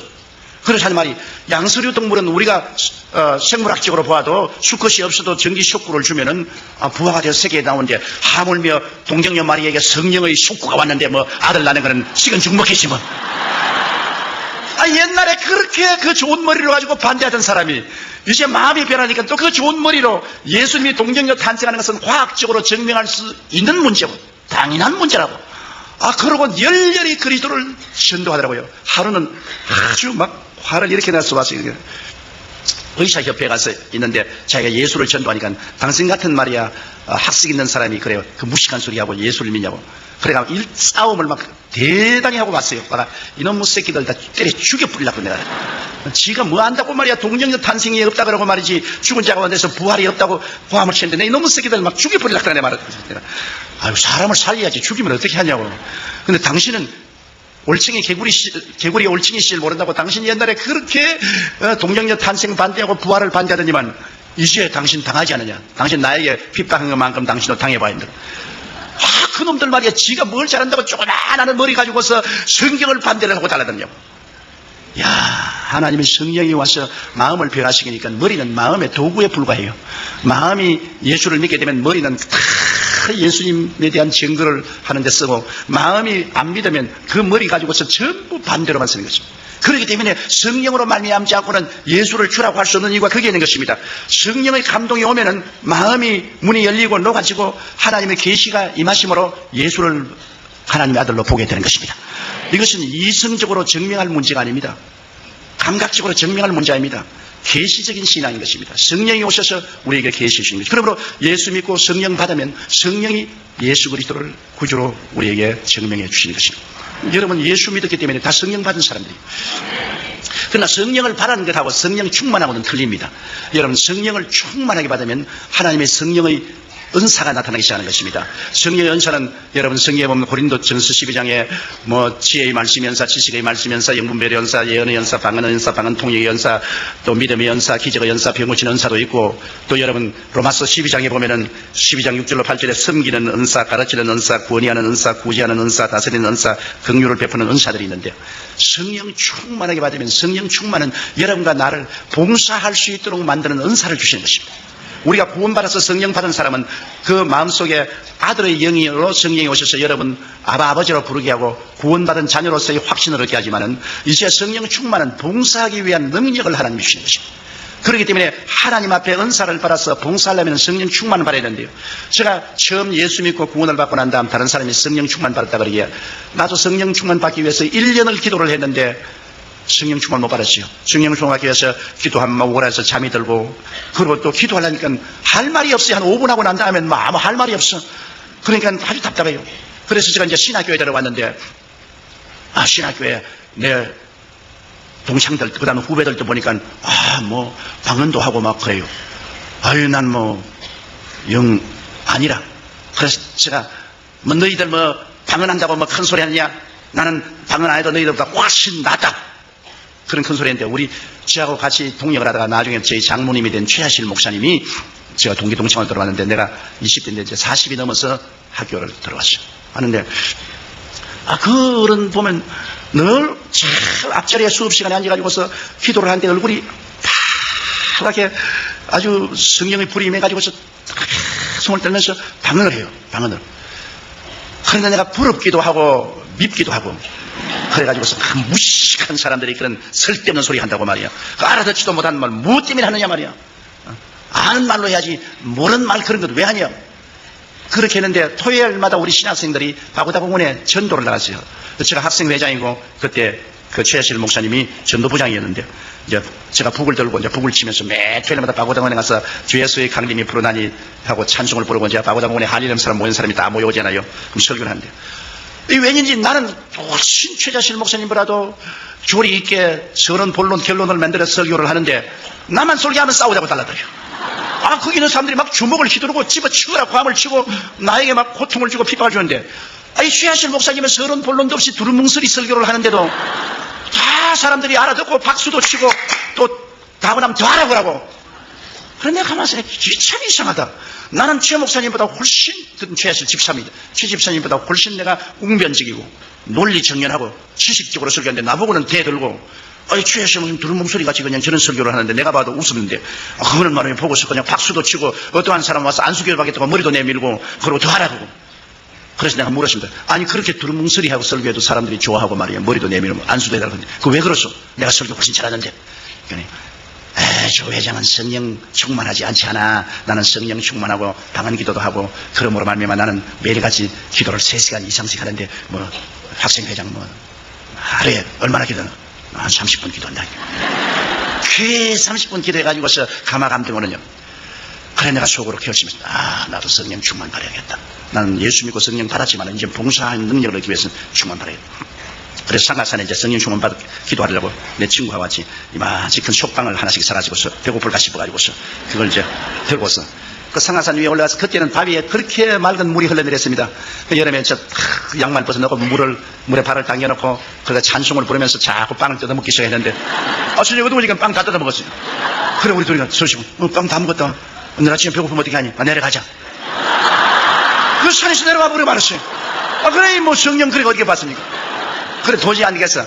그 다음에는 토요일 날로 결심하라고 빵을 안 가지고 이제는 뭐 마음속에 죽기 아니면 살기로 결심을 했습니다. 마음속에 그런 결단이 있어야 돼요. 내가 성령 받지 않고는 내가 산에서 안 내려갔다고. 상각산 제일 꼭대기에 올라갔습니다. 못 내려오려고요. 그 밤이 되니까 막 아이고 여름 이 짧은 반소매 입고 왔는데 얼마나 춥던지 여름인데도 모기는 자꾸 달라들지요. 뭐더니 뭐 절벽이니 내려올 수도 없는데 기도는 한 30분 하니까는 미천 다 떨어지고 할 건 없지요. 야 죽겠대요. 시간은 안 가는데 기도는 할 것도 없고 그리고 모기는 달라졌는데 또 무슨 생각이냐면 그때는 상하산에 가끔 범이 나타난다고 그랬습니다. 야 이 또 밤에 또 범이 나타나면 난 죽장이다. 그래가 또 범하고 싸우겠다가 돌을 잔뜩 모아가지고서 그래가 이제 돌을 손에 들고서 눈을 감으면 막 온 천지에 막 뱀이 올라오는 것 같아요. 눈도 못 감고 눈 뜨고 돌 뜨고서 성령 주옵소서. 성령 주옵소서. 성령 주옵소서. 그럼 범 오면 때리려고 그러셨어요. 뭐 그러니까 뭐 이거 뭐 기도도 안 되고 말이죠. 뭐 나중에 밤 12시가 넘어 1시 2시니까 막 허기증이 다가오고 한기가 오고 뭐 죽겠더라고요. 그래서 야라 이 판치판 사판이다. 범이 와서 물어 죽든지 뱀이 올라와서 물려 죽든지 난 뭐 이제 성령 안 받으면 이거 아무것도 안 될 테니까 성령 충만히 받아야겠다. 그래서 돌도 다 던져버리고 그냥 이 소나무를 끌어안고 그때부터 제가 죄를 회개하기 시작했습니다. 일정시대에 그때는 살기 어려우기 때문에 학교 갔다 오다가 나무 외밭에 들어가서 왜 훔쳐먹은 그 죄까지 다 회개했다고요. 어릴 때부터 지은 죄를 다 죄를 막 회개하는데 성령이 임하시니까 죄가 없는 줄 알았는데 내 죄가 그렇게 많을 수가 없어요.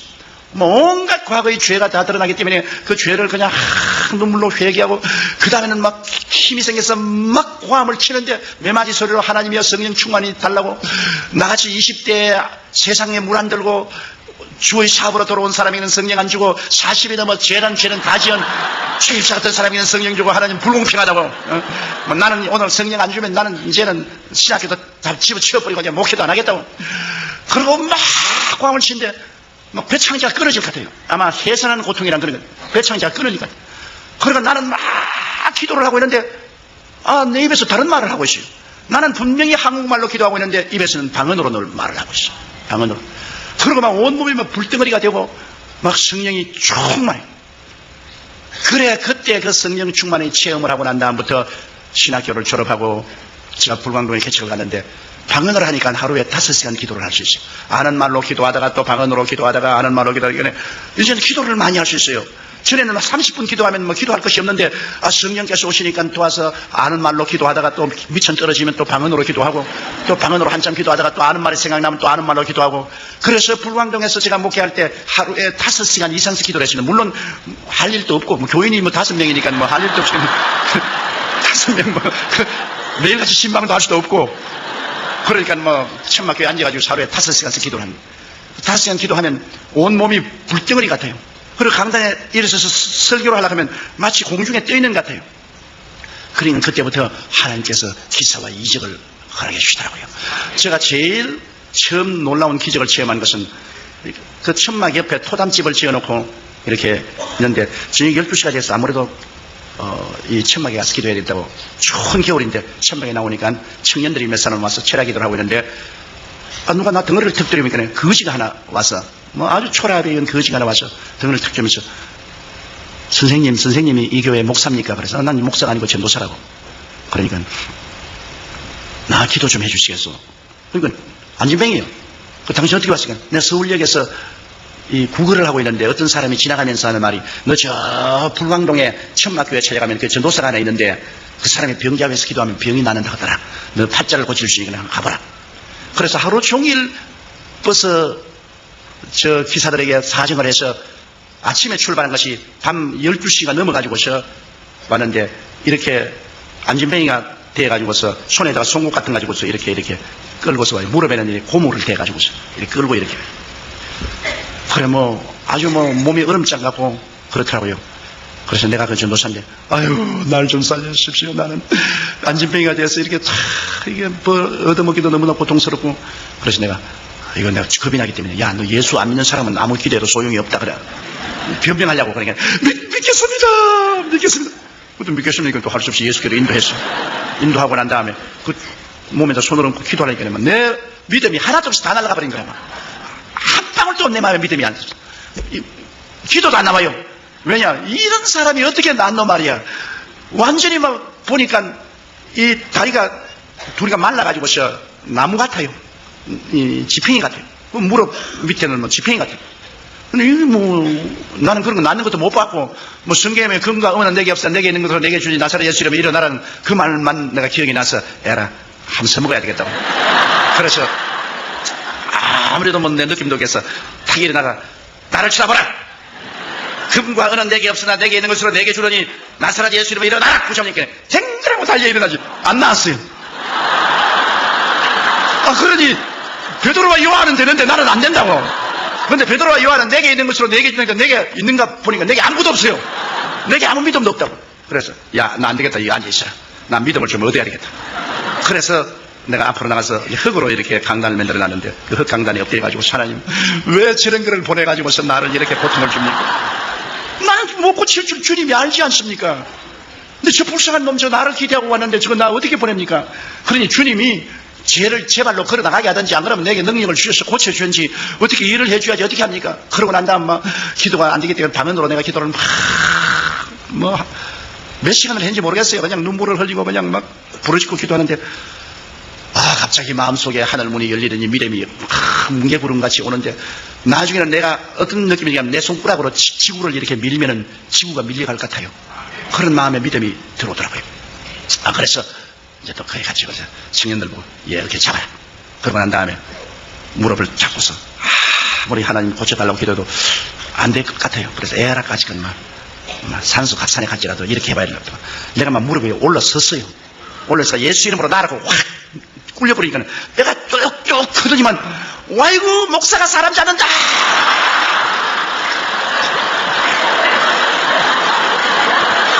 나도 이제 어찌할 도리가 없어요. 그래가지고서 이놈을 잡아서 딱 일으키니까 두 다리가 부러져가지고서 덜렁덜렁 하더라고요. 참 기가. 그러니까 그 청년들이 다 놀래가 다 달아나는데 말이죠. 왜냐하면 동참지 안 지으려고. 엄마가 고함 치고 울고 아이고 내 죽는다고 그래. 그래 내가 예수 이름으로 미안하니 그러라고 해서 내가 확 밀어제껴버리고 눈을 탁 가렸다. 지금은 제가 웃지, 그때는 웃을 창편히 못했어. 그러니 또 청년들이 고함을 치고 박수를 치고 야단이요. 그래 눈을 떠보니까 임마가 천막 주위를 뛰는데 나아가지고서 그래서 내 평생에 처음 기적을 보고 이게 꿈인지 생신지 내가 알 수가 없어요. 그래가 이놈이 그 이탈부터 동리에 나가가지고서 전도를 하는데요. 여러분, 나는 쩔름발이였는데 저 전도사님 가서 안수받고 내가 쩔름발이가 나왔다고. 전도를 하고 돌아다니니까 내가 아무리 전도해도 안 오던 사람들이 천막에 교인들이 꽉 들어찼어요. 그 시골에서는. 그래 이제 전부 다 내가 병 고칠 줄 알고 있으니까 내가 별 도리가 없지요. 그날 설교를 하고 난 다음, 그때는 전기가 없어서 이렇게 램프를 이렇게 다는데 그 램프 불을 밝혀가지고서, 여러분 오늘 여러분께서 이 병 날 줄 알고 왔는데 갑자기 오니까 여러분에게 중한 병자는 못 없을 줄 압니다. 그러므로 감기 들린 사람이나 목살 앓는 사람, 이런 사람 앞으로 나오세요. 그러니까 저 뒤에서 전사님 그래. 아니 왜요? 여기 내가 태어날 때 귀머거리 벙어리 된 처녀 둘 데리고 왔는지 그래. 이를 어떻게 감당하는지 진짜 이제 큰일 났어요. 태어날 때부터 귀머거리 되고 벙어리 된 걸 갖고 내가 어떻게 고치냐. 자, 그래도 못한다 할 수는 없고, 에라, 이것도 또 이판재판이다 그래. 아랫도리가 팍 떨리는데 속으로 데려와. 근데 하나는 키가 크고 삐쩍 말른 처녀하고 하나는 키가 적고 통통한 둘이를 때는데 둘이도 왜 왔는지 모르고 두리번 하고 있어요. 그럼 내가 어디서 데리고 가니까 절름발이가 나왔다고 그러고 또 오늘 집회다 그러게 내가 가서 이 귀머거리 벙어리들이 모여 사는 곳에 가서 둘이를 데리고 왔다 그래요. 내가 막 쥐어받고 오십니다.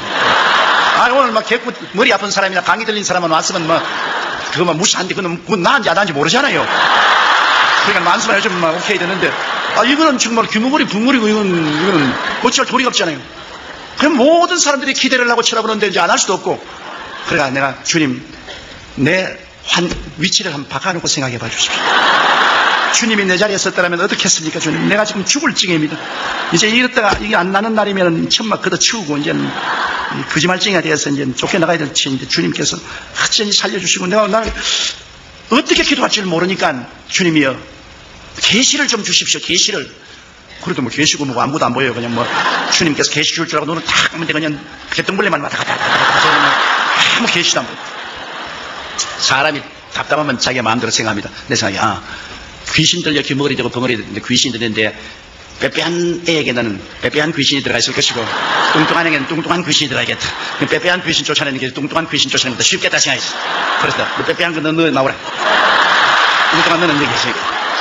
그래 이제 걔에게 이제 귀에다가 내가 손으로 뻗었다. 하나님 아버지 이 귀머거리를 고쳐주옵소서. 그리고 예수 이름으로 귀먹은 귀신아 나오라. 그렇게 하고 난 다음에 손가락을 뺄 수가 없어요. 겁이 나가지고. 그러니까 또 좀 기도하고 또 나오라 하고 또 기도하고 너무 오래 하니까 교인들이 그만 위상이상하고 보고 있어요. 이제 손을 뺏는 날이면 이제 운명의 시간이 다가오는 겁니다. 그게 하나님의 기적이라는 것은요, 편안한 데서 안 나타나요. 운명의 시간이 다가와야 기적이 나타나는 겁니다. 벼랑에 서서 이것이냐 저것이냐 완전히 막다른 골목, 나는 완전히 막다른 골목. 이거는 젖 먹던 힘을 다 내가지고 기도를 하고, 그다음 손가락을 탁 뽑고, 그것도 용감하게 그냥 싹 돌려 세워가지고서, 그래가지고 내가 이쪽 귀에다가, 이러니까, 돌아봐요. 그런데 저쪽에 또 이렇게 돌아봐요. 그래서 내가 뒤에서, 엄마! 그러니까, 엄마! 이래요. 아빠!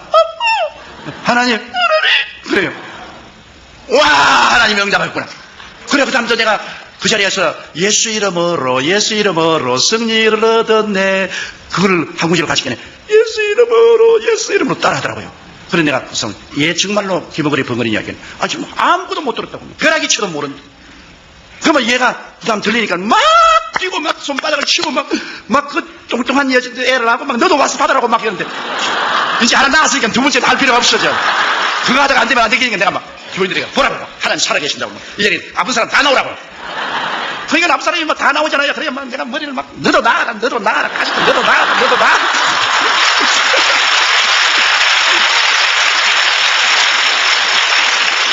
그래가 내가 솔직히 말해서 팔자에 없는 신유의 주의 종이 됐다고요. 내가 원해서 된 것이 아니라 환경이 그렇게 되어서 안 할 도리가 없어가지고. 그러다 3년 만에 그 산골짜기에서 교인이 500명이 됐어요. 그러니까 하나님이 기사와 이적을 나타내니까 그러한 많은 사람이 모여와서 그때부터 병이 낫고 복음이 전거되기 시작해요. 그것이 내가 하루에 5시간씩 기도할 수 있었기 때문에 그런 일이 생기는데, 그 기도를 그렇게 할 수 있는 것은 성령을 충만히 받고 난 다음에야 기도할 수 있는 힘이 오더라고요. 내가 그냥 성령 받고 난 다음에 중신하고 난 다음에는 그렇게 기도할 열정도 안 생기는데, 내가 성령 충만히 받고 그 다음 방언 기도도 할 수 있고 그렇게 하니까 그 다음부터 오랫동안 기도하게 되고, 오래 기도하니까 은사가 나타나기 시작해요. 성령은.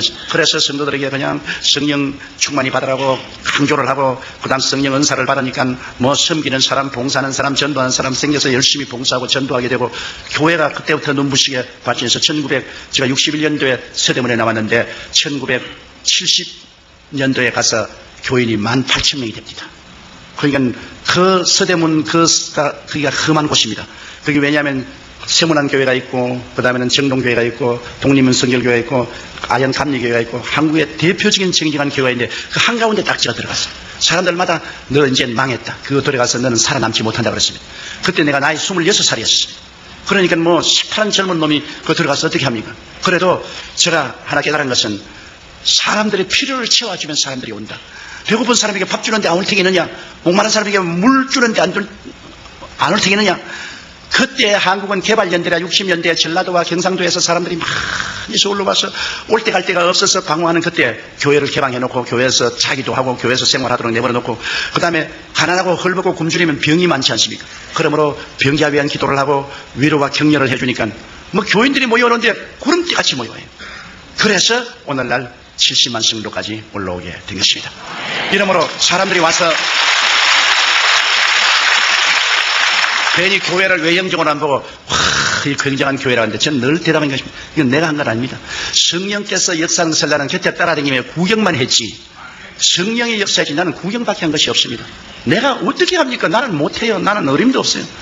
성령 충만 받고 성령의 은사가 나타남으로 말미암아 이런 일을 했다고 제가 늘 그런 증거를 합니다. 그럼 성령과 우리의 관계는 성령께서 우리가 예수 믿을 때 우리가 성령 받고 난 다음에 그 다음 성령 충만해서 성령의 은사가 나타나면 성령의 은사로서 우리가 섬기면 하나님의 영광이 나타나기 때문에 하늘나라가 크게 확장되지요.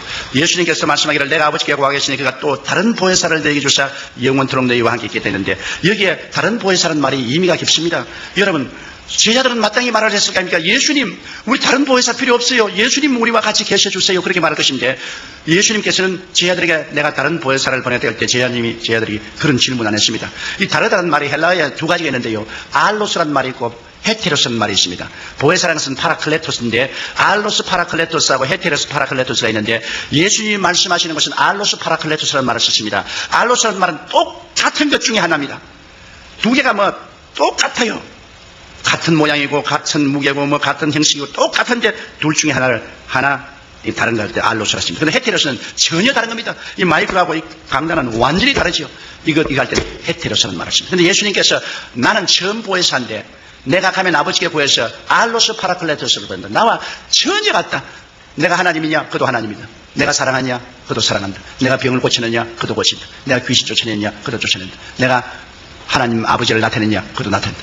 전혀 똑같은 것. 그래서 이 알로스 파라클레토스는 성령 오시면 예수 오신 것과 같고 또 예수님 계시면 성령 오신 것과 같고 전혀 같은 것 중에 둘 중에 하나는 알로스라는 말이십니다. 그래서 예수님께서 내가 가면 아버지께 구하겠으니 나와 똑같은 다른 보혜사라고 합니다.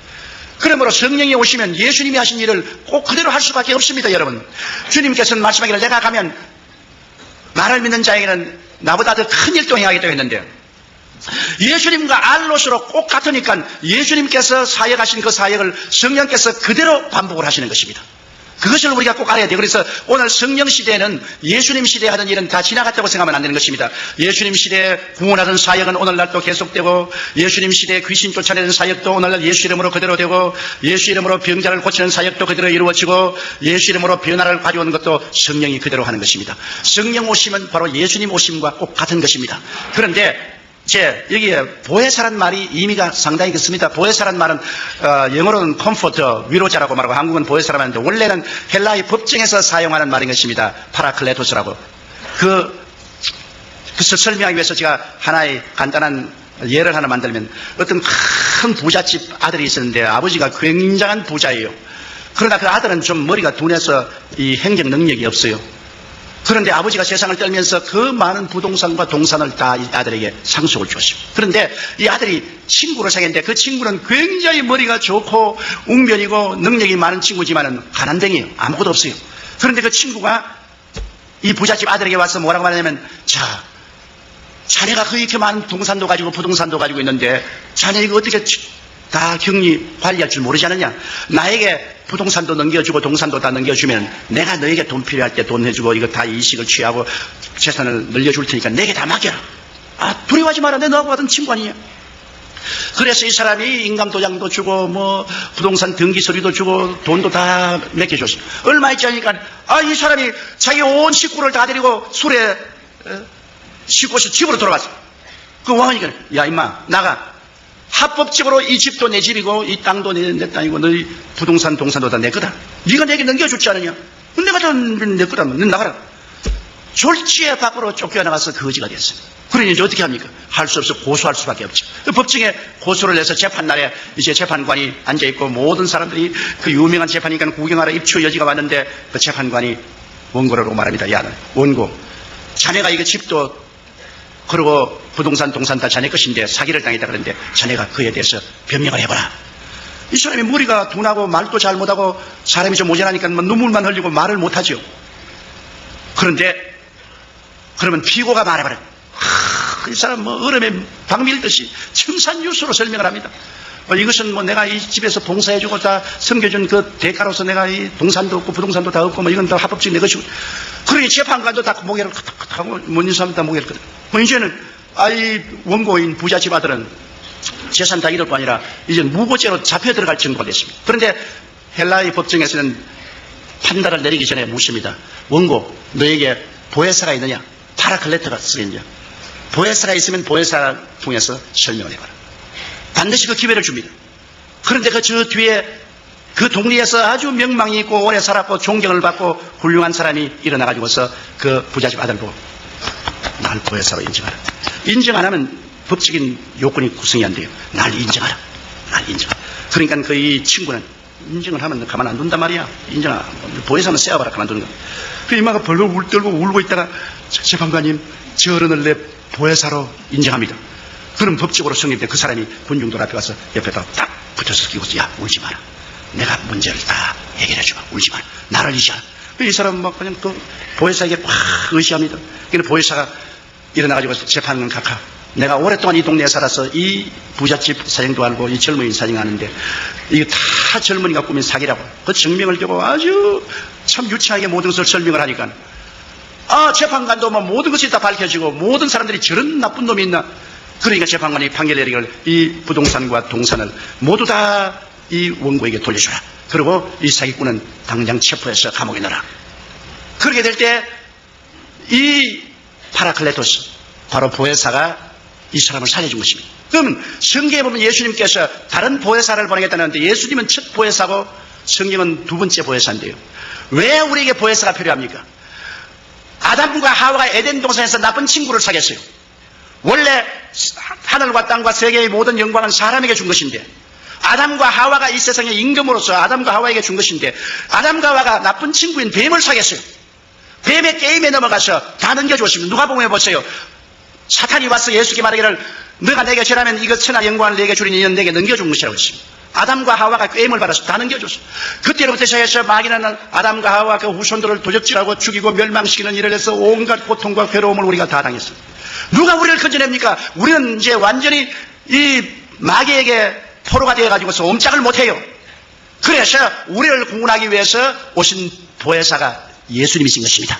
예수님이 우리를 도우기 위해서 오셔서 하나님 앞에서 우리의 모든 죄를 대신 다 짊어지고 십자가에 못 박여서 죄를 다 하나님 앞에서 청산했죠. 하나님이 예수 그리스도를 통해서 우리 죄를 용서하는데 보세요. 우리가 인정해야 보혜사가 됩니다. 오늘 예수님이 온 인류를 위해서 십자가에 못 박여 몸치고 피 흘렸지만 믿는 자만이 구원을 받을 수 있지 믿지 않으면 효과가 없습니다. 예수님을 나의 구주로 인정하면 그때로부터 예수님의 십자가의 보혈의 공로가 다 내 것이 되는 것입니다. 내가 용서와 의와 영광을 얻게 되는 것입니다. 그래서 예수님이 십자가에서 우리를 위해서 하나님 앞에서 잃어버린 것을 도로 다 청산하고 내가 다 이루었다 했을 때 주님께서는 죄를 다 용서하시고 마귀와 세상을 이기시고 질병을 주님께서 청산하시고 저주를 다 주님께서 제하시고 사망과 음부를 이기시고 주님께서 부활하시면서 하는 말이 이제 내가 또 다른 보혜사를 보내겠다. 나와 똑같은 그러나 너를 돕기 위한 보혜사를 보내겠다. 그가 오면은 이제 너를 도와주어서 너를 내가 십자가에 못 박여 피 흘려서 값주고 산 것을 내가 소유하게 만들어주겠다. 그래서 예수님이 가시고 난 다음에 오순절 날에 다른 보혜사 성령이 임하시게 된 것입니다. 그러므로 이 성령께서 이제 임하셔서 성령께서는 우리 주 예수 그리스도의 이룩하신 모든 것을 우리가 취할 수 있도록 하는 것입니다. 사람들은 생각하기를 다른 보혜사 같으면 예수님 그대로 계시지 또 예수님 똑같은 닮은 다른 보혜사를 보낼 리가 어디냐 했는데 예수님은 몸을 가지고 오시기 때문에 동시에 온 세계에 있을 수가 없어요. 예수님은 한 곳에 팔레스타인에 밖에 있을 수가 없어요. 그러나 성령이 오시면 성령은 하기오 분유마토스라고 거룩한 바람같이 바람은 어느 곳에나 있지 않아요. 바람처럼 모든 곳에 계시기 때문에 예수님은 한 곳에 밖에 없지만 성령은 온 천하에 같이 있습니다. 또 예수님은 모든 사람이 소유할 수 없어요. 예수님 주위에는 큰 군중이 있고 그 다음에는 70인의 제자, 그 다음에 12제자, 그 다음에 베드로와 야고보, 요한 세자. 예수님의 가슴에 머리를 기댄 사람은 요한밖에 없어요. 그러나 이제 성령이 오시면은 모든 사람이 다 성령으로 충만할 수가 있는 것입니다. 그러므로 모든 사람에게 보혜사가 있을 수가 있어요. 제가 불광동에서 목회할 때는 농부 부인이 내게 와서 이런 질문을 했습니다. 전사님 아무리 생각해도 전사님 말씀이 나는 실감이 안 납니다. 왜냐하면 예수님은 한 분인데 어떻게 모든 사람 가슴 속에 다 왔다고 하랍니까? 그 무성이 어머니랬는데 나는 우리 무성이 아빠하고 같이 사는데 우리 신랑은 하나뿐인데 우리 무성이 아빠가 모든 여자들이 신랑은 될 수 없지 않아요. 그런데 왜 예수님이 모든 사람이 신랑이 다 된다고 합니까? 예수님은 한 분뿐인데. 그래서 내가 무성이 엄마 그거 잘 몰라요. 무성이 엄마 집에서 교회까지 올 때 논둑을 걸어 쏘지요. 그런데 논에 물이 가득할 때 달밤에 보면은 논에 무엇이 보입니까? 달이 보이죠. 김씨 논에도 달이 있고 박씨 논에도 달이 있고 석씨 논에도 달이 있고 윗동네 우물에도 달이 있고 아랫동네 우물에도 달이 있고 달이 있잖아요. 그래요. 물이 없으면 달이 없는데 물이 있으면 달이 다 안에 있잖아요. 성령은 바로 물과 같습니다. 성령을 받으면 성령을 통해서 모든 사람 속에 예수님이 와 계십니다. 맞다. 아주머니가 알았어요. 그렇게 말합니다.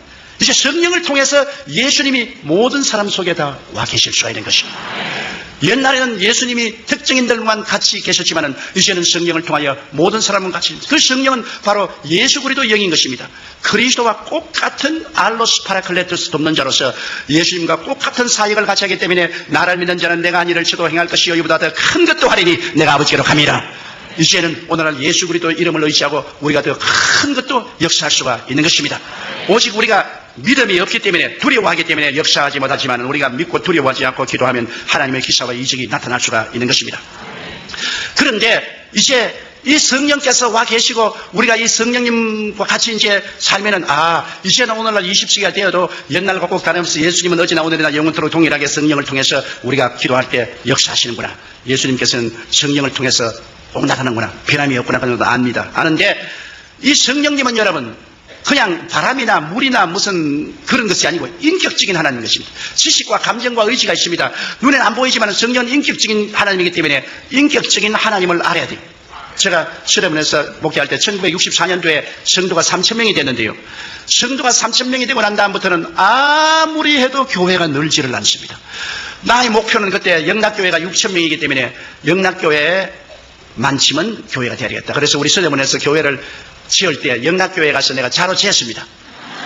영락교회 앞에서 뒤로 지우고 옆으로 지우고 그러니까 영락교회 사찰이 왜 이렇게 하냐 해서 나는 우리 한경희 목사님을 존경하고 한 목사님이 하시니 교회와 똑같은 교회를 지으니까 날 보고 당신 참 웃기는 소리네. 한 목사님이 어떠한 분인데 당신이 감히 한 목사님과 경쟁하냐고 그래서 경쟁을 하는 것은 아니지만은 옛날 공자도 후생이 가외라고 뒤에 오는 사람이 더 무섭다고. 한경희 목사님을 하나님이 그렇게 사용했으면 나를 못 사용할 이가 있겠어요. 그래서 내가 그릇을 크게 하기 위해서 그렇게 합니다. 그래서 우리 서대문에서 교회를 지었을 때 영락교회하고 글상수를 똑같이 있는데 영락교회보다 2줄을 더 넣습니다. 좀 더 크게 하려고. 그렇게 했는데 3,000명이 오고 난 다음에는 막 교회가 안 늘어요.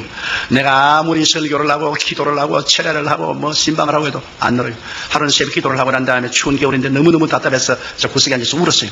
하나님, 왜 나는 3,000명 이상은 도저히 목회가 안 됩니까? 추운데 울다가 피곤했는지 막 깊은 잠속에 빠졌어요. 아주 깊은 잠속에 빠졌는데 비몽사몽간에 제가 하나님 앞에 서 있는데 하나님은 안 보여요. 내 생각에 하나님 앞에 서 있다고 생각했어요. 그런 장엄하고 영광스러운 있는데 하나님 음성이 들려오셨어요.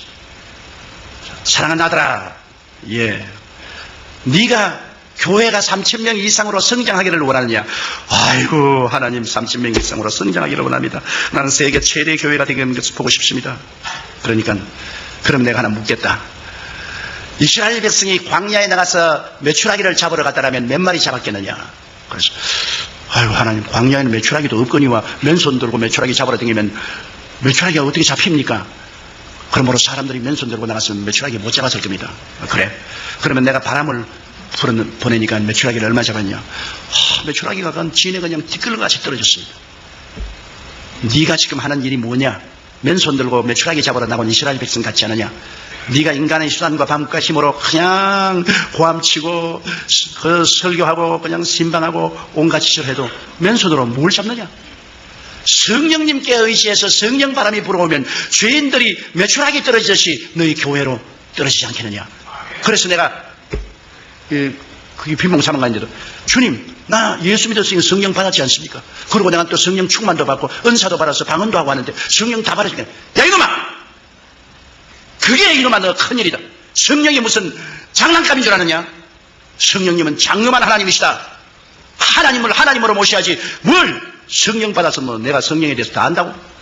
막 그 호통에 내가 막 혼비백산에서 잠에서 깨어났어. 깨어나니까 그 추운 겨울인데 오그리고 너무나 마음에 들어요. 그 길로 내가 사무실에 뛰어가서 하나님이 성령과 교통하라 했는데 교통을 찾아보니까 바로 고린도 후서 13장 13절 14절이 되어 있어요.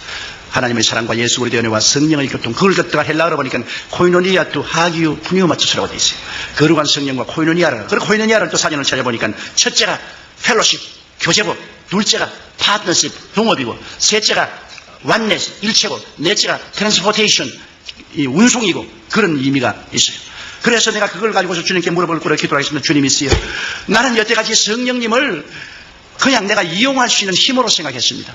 성령님을 하나님의 장엄한 인격으로 생각하지 아니하고 내가 이용할 수 있는 힘으로 생각해서 그저 성령 받았다, 성령 충만하다 그런 소리를 했는데 너무나 잘못했습니다. 성령을 슬프게 한 죄를 용서하여 주시옵소서.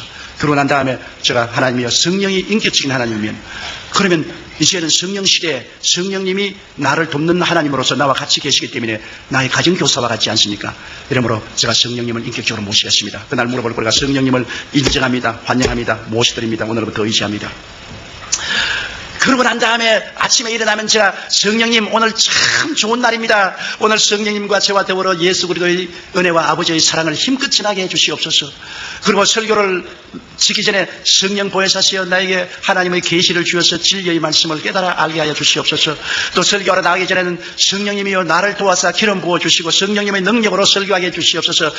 그래서 성령님 나갑시다. 강단에서 일어날 때마다 성령님 나갑시다. 또 해외에 가면 성령님 또 외국어도 잘 아니까 나는 이제 Let's go dear Holy Spirit, Let's go. 그러면서 그때부터 성령님과 펠로십 교통을 하기 시작했습니다.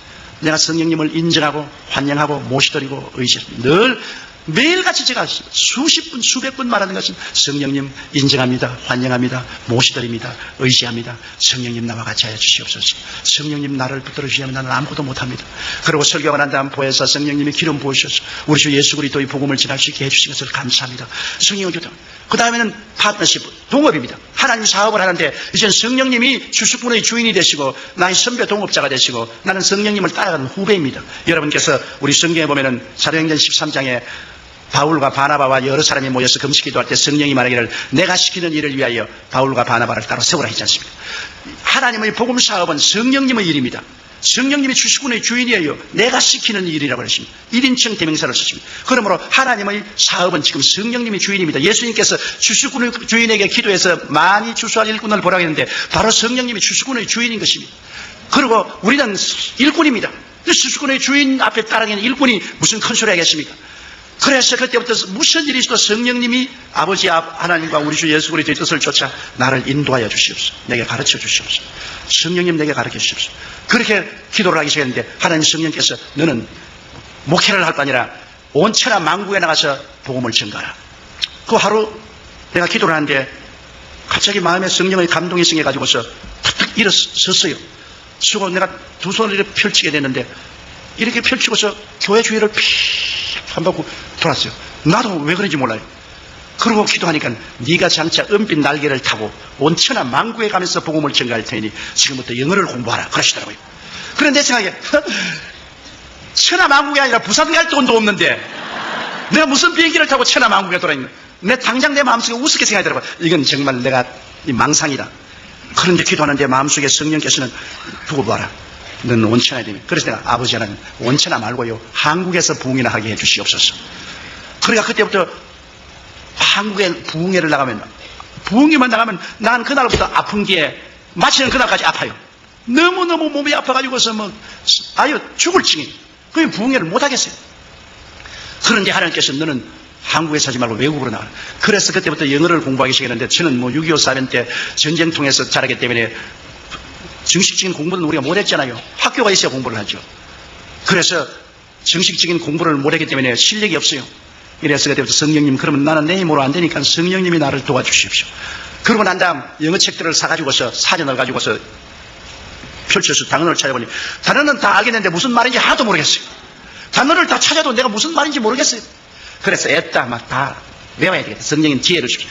그래서 한과를 100번씩 읽었어요. 중학교 영어책을 한과에 100번씩, 고등학교, 그 다음 대학교 과정을, 그 다음 섹스피어까지 합쳐서 그냥 막 소리 내서 아침에 막 계속 읽는 모두 다 외웠다. 전부 외워. 그게 막 문법도 모르고 그냥 외워야지. 그런데 그 다음에 이제 온천에 나가서 복음을 증거했는데 얼마나 감사한지, 그렇게 외워놓으니까 입만 열면 영어가 나와요.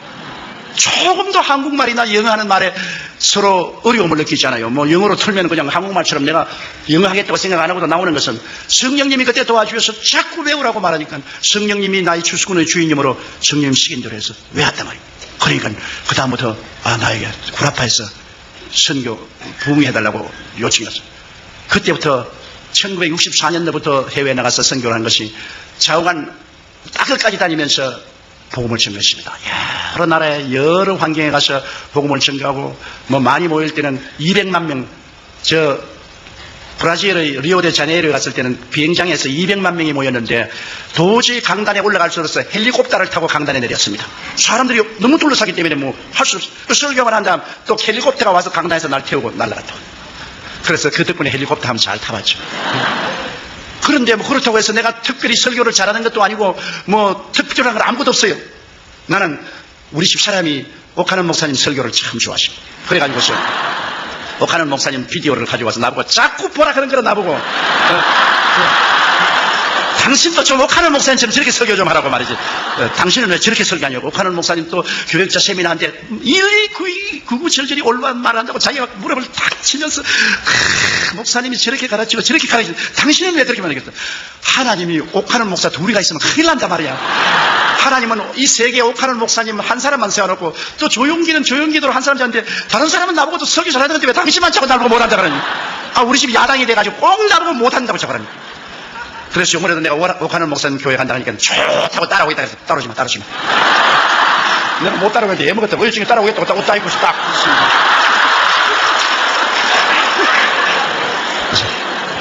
따라오지 마라. 당신 따라오면 안 된다고. 하나님께서 좌우간 성령으로 말미암아 한 사람은 이렇게 사용하고 다른 사람은 은사를 주시게 사용하는데, 그래서 저는 교회도 70만이 된 것 왜 되는지 몰라요. 사람들은 말하기를 날 보고 대교회주의 한다고 욕을 하고 말했는데 내가 대교회주의 한다고 교인이 오나요? 어떻게 하다 보니까 되었어요. 내가 옛날에 영락교회 황영희 목사님에게 좀 배우려고 비서실에 연락하고 아무래도 황영희 목사님 만날 수가 없어요. 그러다가 어떤 공공장소에서 황영희 목사님을 만나가지고 너무나 반가워서 목사님 어떻게 하면은 나도 한 목사님처럼 큰 교회 목회를 할 수 있습니까? 그러니까 날 보고 가만히 그저 장로교식으로 하다 보니까 교회가 커졌죠. 그래서 내가 얼마나 원망스러워요. 이 할아버지가 자기만 크게 하려고 나에게는 비결을 안 가르쳐주고 어떻게 하다 보니까 이렇게 되었다고 말이야. 너무나 야속하다. 이 세계적인 주의 중에 어떻게 이렇게 욕심이 많고 젊은 사람을 안 키워주나, 그렇게 내가 원망을 했던. 근데 요 사이 사람들이 다 와서 나버려. 어떻게 해서 70만 성을 하니까 하다 보니까 그렇게 되었어요. 비결 몰라요. 비결 없어요. 하다 보니까 그렇게 됐어요. 모든 것은 하나님이 당신의 뜻대로 하신 것입니다. 사람이 해석해.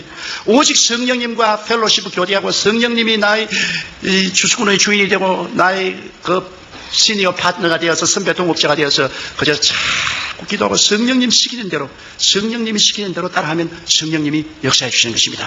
그러고 난 다음 성령님과 언제나 하나 된 삶을 살아야 돼요. 성경에는 보면은 예수 그리스도와 합친 사람은 한 영이라고 말했는데 성령과 하나됨을 힘차게 지키려고 애를 쓰고, 성령님께 의지하여 성령님이 야곱이 꿈에 볼 때 천사가 하늘에 땅에 오르락내리하듯이 성령님이 말할 수 있는 단식으로 우리를 위해서 기도해 주어서 하나님께 상달되게 하고 또 하나님의 응답을 또 우리에게 임하게 해주시고 하잖아요. 제가 이 성령님이 말할 수 있는 단식으로 기도하는 그 개설을 많이 보았는데, 우리 교회 셀리드 한 사람이 종로 계신데 남편이 종로 경찰서 경찰관이었다고요. 그런데 집을 비워놓고 이 구역에 인도하러 가다가 종로 내거리에서 갑자기 막 기도가 하고 싶은데 막 견딜 수가 없어.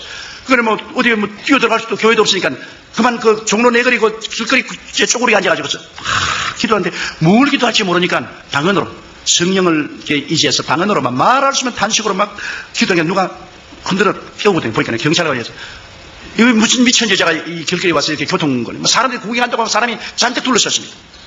그래. 아니, 나 미친 여자가 아니고 내가 갑자기 기도하고 싶어서. 이 길거리가 교회인 줄 알아요? 그래서, 아유, 미안합니다. 그러고 난 다음 구역 예배를 인도하고 집에 가니까 어렵소. 강도가 들어와가지고서, 집을 완전히 다 뒤져놓았는데, 서랍 다 뽑아놓고, 그냥 옷가지도 다 흐트러 놓고, 야단났습니다.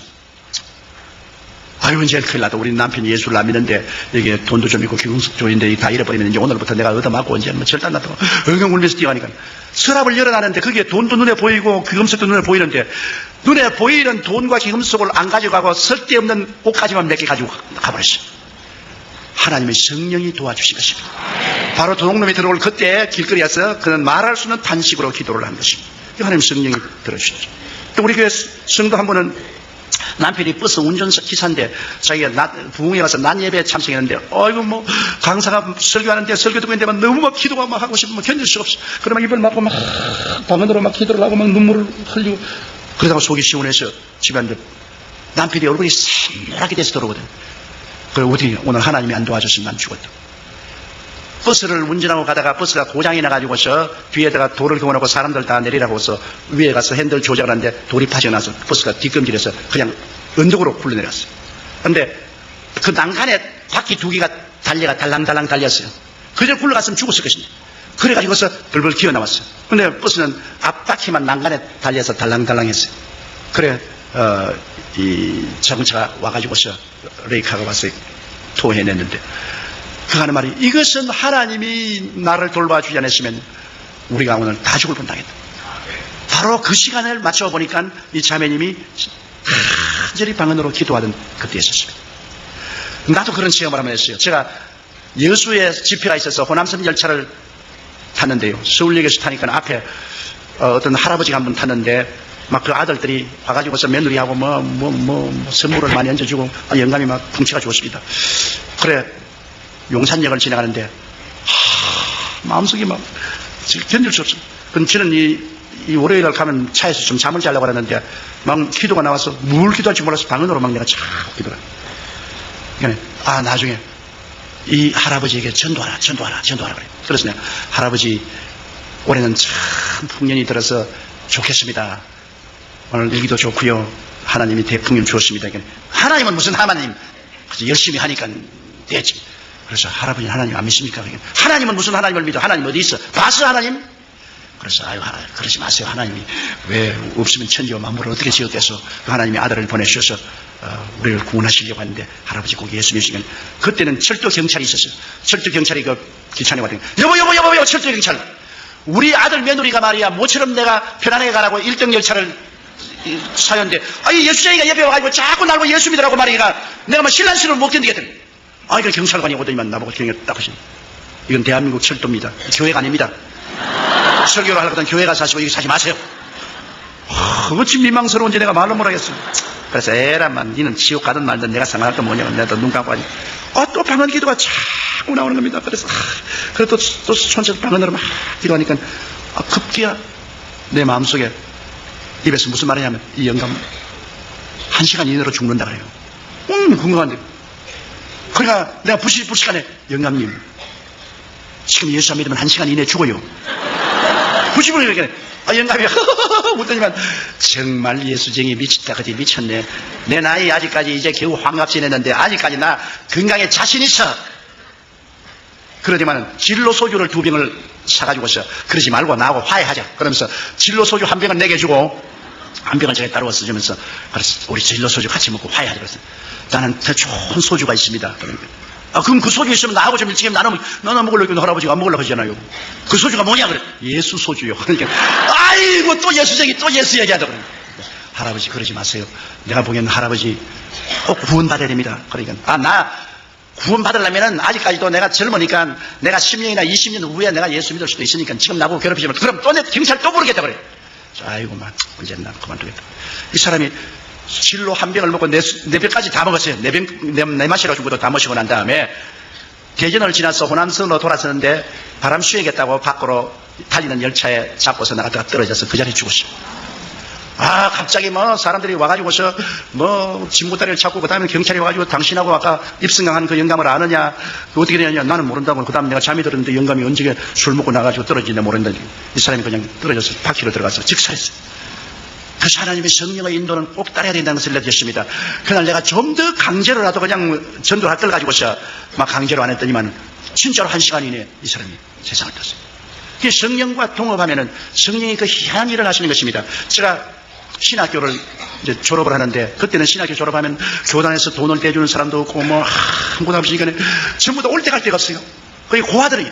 그래서 강단에 모여가지고서 전부 울면서 어찌할 줄 모르고 기도를 하는데, 하루 저녁에 이제 참 뭐 졸업생들이 모여서 기도를 하고 있는데, 우리 최야실 집사님은 저 앞에서 기도하고 있고 난 뒤에서 기도하는데, 내가 방언이 자꾸 나와요. 그래 방언들이 나오다가 그 다음 방언 통역이 나와요. 하면서 앞으로 와서 저 최야실 집사님에게 기도해 주라고. 최야실 집사님은 그때까지도 자가용 타고 신학교 왔어요. 부자였어요. 그 샤틀 회사 사장이고, 나는 슬픈 놈은 거지인데 무슨 거지가 가서 부자에게 기도해 줍니까? 그래서 안 하려고 그러는데, 방언 통역에 최야실 목사님에서 기도해 주라. 그래, 집사님, 내가 기도하는데 최 집사님에서 기도해 주라고 하는데요. 그러니까, 정치하고는, 기도해 주세요. 그래요. 그래, 내가 머리에 손을 얹고 간절히 기도를 하니까, 방언이 또 나오더니만, 또 방언 통역이 나와요. 뭐라고 하냐면, 좋은 말이 나오면 좋은데, 당신 신학교 졸업 받고 난 다음에 남편에게 이혼당할 거예요. 남편이 당신을 버리고 다른 여자하고 결혼하고 이혼당할 거예요. 당신은 굉장히 생활에 고통을 당할 거예요. 그러고 난 다음에 그 다음 장면이 기가 막힌 장면입니다. 지금 안수하고 있는 이 사람이 당신 사위가 될 거예요. 이건 내가 절대로 경선이 났습니다. 이건 이제 거지 같은 놈이 말이야 장가가려고. 난 그 집 딸이 있는 줄도 내가 몰랐는데. 내가 얼마나 당황한데, 그런데 막 계속해서 말이 나온 거예요. 그러고 날고 가는 말이, 당신이 사회에 될 이 사람은, 군대에 가서 거의 죽은 사람에 대해서 제대에 나올 거예요. 그러고 난 다음에 당신 딸하고 결혼해서 함께 목회할 거죠. 그러니까 탁, 내 손을 떨치더라고요. 우리 최 집사님이요. 그러면서 날 보고서, 별난 사람 다 봤네. 그러더라고요. 그러니 내가 먼저 완전히 부처리요. 그래서 내가 하나님께 나서, 하나님, 나 그런 그 꿈에도 생각하는데 왜 그런 말이 나오니까 사탄아 물러가라. 사탄아 물러가라. 이놈의 내가 사람이 재수가 없으려니까 희한한 기도 아니 사탄아 물러가라. 사탄아 물러가라. 그런데 속으로 사탄 아니다. 두고 봐라. 그래가지고서 학교 졸업하고 나는 이제 미국으로 유학을 가야 되겠다 싶어서 선교사 집에 가서 머물면서 선교사들에게 한국어를 가르치고 있었어요. 근데 우리 최 집사님이 저 불광동에 가서 고아원 한다고 애들하고 하고 교회에서 한다고 한다 그래요. 그 이야기를 듣고 내가 한번 구경하러 갔습니다. 구경하러 가니까 세상에 거지도 그런 거지가 없어요. 왜 이렇게 되지? 남편에게 이혼을 당했다 그래요. 남편이 네가 주의 종이 될 것이냐, 안 그러면 나하고 댄스 같이 타고 이렇게 살 것이냐. 난 주의 종이 되겠네. 그럼 이혼해서 재산 다 뺏기고 거지가 돼가 애들하고 그곳에 가서 있어요. 그래 참 내가 참 보기가 너무 안 됐어요. 그래서 내가 미국 가기 전에 여기 와서 내가 좀 설교를 하고 도와줘야 되겠다고. 그래서 설교를 해주고 같이 도와주는데 교인이 자꾸 모여오잖아요. 자꾸 모여오고. 그래가지고서 내가 이제 미국 가려고 하는데 교인이 한 300명 되니까 교인들이 들고 일어나서 미국을 왜 가냐고 말이야. 우리 가난한 사람 버리고 말이야. 자기 혼자 출세하려고 하냐고 말이지. 막 울고 불고 고함치고 해가 미국에 못 갔죠. 그래서 교인 한 300명이 돼가지고서 제가 1959년도에 육군 2등병으로 논산에 갔어요. 그 논산에 가서 훈련을 받는데 내가 몸이 약해요. 제가 폐병으로도 고생했고 심장도 약해서 뛰지를 못해요. 근데 그때는 뺏고 돈 없으면 제대도 안 되고 아무것도 안 돼요. 그래가 그 훈련을 참 기가 막히게 된 훈련을 받고 난 다음에 그 다음에 또 배속을 어디 받았냐? 정보 부대에 배속을 받아서 북한에 갔다 오라는 겁니다. 아주 무서운데 그냥 배속을 받아가. 그래가 고된 훈련을 받았어요. 낙하산 타고 떨어지는 것 하고 요격 훈련하는 거 하고 무슨 훈련을 받고 얼마 안 있으면 나도 떠나야 되는데 내가 하루 저녁에 중무장을 하고 철조망에 있어서 울었습니다. 하나님, 나는 사람을 못 죽여요. 주의 종이 어떻게 사람을 죽입니까? 난 총을 쏠 수 없어요. 하나님, 날 좀 살려주시오. 근데 얼마나 배가 털고 아픈지 내가 견딜 수가 없어요. 가서 아침에 거의 죽게 돼요. 부대 군인이 와서 이거 죽겠다고. 그래가 이 수도육군 병원에 탈창이 됐어요. 8시간 수술을 했습니다. 8시간 수술을 해서 겨우 살았는데 설상가상으로 또 폐렴이 걸려가지고서 그 다음에는 이제는 이 사람 죽었다고. 그래서 부대에서 다 전역해주고. 그래서 제가 거기에서 저 대전 육삼병원에 가서 그곳에서 수련을 하고 거기서 제대를 하고 입양제대를 하고 나왔어요. 나와가지고서 창자를 많이 잘라내기 때문에 제일 처음에 나왔으면 이래 서 있으면 이렇게 돼요. 그래 걸으면 그때 이러거든요. 그래서 내가 제대하고 나와가 하나님 나는 이제 만 가지 병신입니다. 폐병에다가 심장 나쁘던 데가 창자까지 잘라가지고서 이제 난 완전 만신창인데 이거 안 되겠습니다. 아 기도를 하고 기도하니까 뭐 뻣뻣하게 서져요. 그래가지고서 이 창자를 짜고 난 다음에 어떤 일이 있냐 하루에 화장실을 한 10번 가야 돼요. 그것도 얼마나 괴로운지 모르겠어요. 그래서 그것도 기도를 많이 하고 했는데 또 설상가상으로 신장결핵이 걸렸네요. 신장결핵이 걸리니까 이제는 막 영문제 죽겠어요. 그는 막 15분마다 한 번씩 화장실에 뛰어가야 됩니다. 설교를 할 수가 없어요. 강대에서 있으면 막 오줌통이 터지는 겁니다. 그러니까 이제 할 수 없어요. 우리 최하실 목사님이 도와주어서 삿발을 차요. 이제 오늘 목사님이 내 보러 다 이야기 다 합니다. 다른 데서 내 이야기 안 하는데 왜 하는지 모르겠어요. 그 삿발을 차요. 15분마다 한 번씩 오줌을 놓으니까. 그 삿발을 차고서 그냥 설교하면서 오줌을 놓아버리는 거예요. 그냥. 그럼 어떤 데는 보면 막 이 신 속에 오줌이 가득해요. 그냥. 그냥 우리 교인들은 모르지요. 교인들이 알리면 큰일 나지요. 그러니까 그래가지고 와서 내 사무실 들어와서 또 삿발 하나 치우고 6번씩 설교를 하는데 그렇게 하면서 설교를 했어요. 이게 뭐 죽기 아니면 살기. 그래서 한 번은 제가 헝가리의 부다페스트에 가서 설교를 하는데 또 그날 외국인 앞에서 이제 또 제가 이 삿발을 많이 가지고 댕겨요. 근데 삿발을 또 하려고 하니까 하나님 성령께서 야 이마야 얼마나 믿음이 없게 이마 삿발을 하고 돌아다니나 이런 애도 아닌데 하나님 그럼 왜 안 고쳐주십니까? 네가 결사적으로 기도를 해야지. 그렇게 결사적으로 기도 안 하고 희미하게 기도하면 어떻게 하냐. 그래 내가 근데 막 결사적으로 하는 게 막 하나님 그러면 하나님이 난 돌이킬 수 없는 강입니다. 나는 막 이제 죽기 아니면 살기로 그냥 삽 안 하고 그냥 하나님이 안 고쳐주면 막 강당에서 그냥 노박 막 오줌 살 테니까 그냥 하나님 알아서 하이소 막 그렇게 했는데 밤에 꿈을 꾸는데 꿈에 하나님께서 앞에 오는데 하나님은 안 보이는데요. 하나님이 오셨다 그래요. 근데 이런 학고를 상자를 하나 가지고 왔어요. 그러지만 상자를 탁 열면 내가 너 기도를 들었다. 그래서 상자에서 뭐가 이렇게 나오니까 아주 이쁜 신장이 하나 나와요. 그러면 하나님이 허리띠를 끌러라 그래요.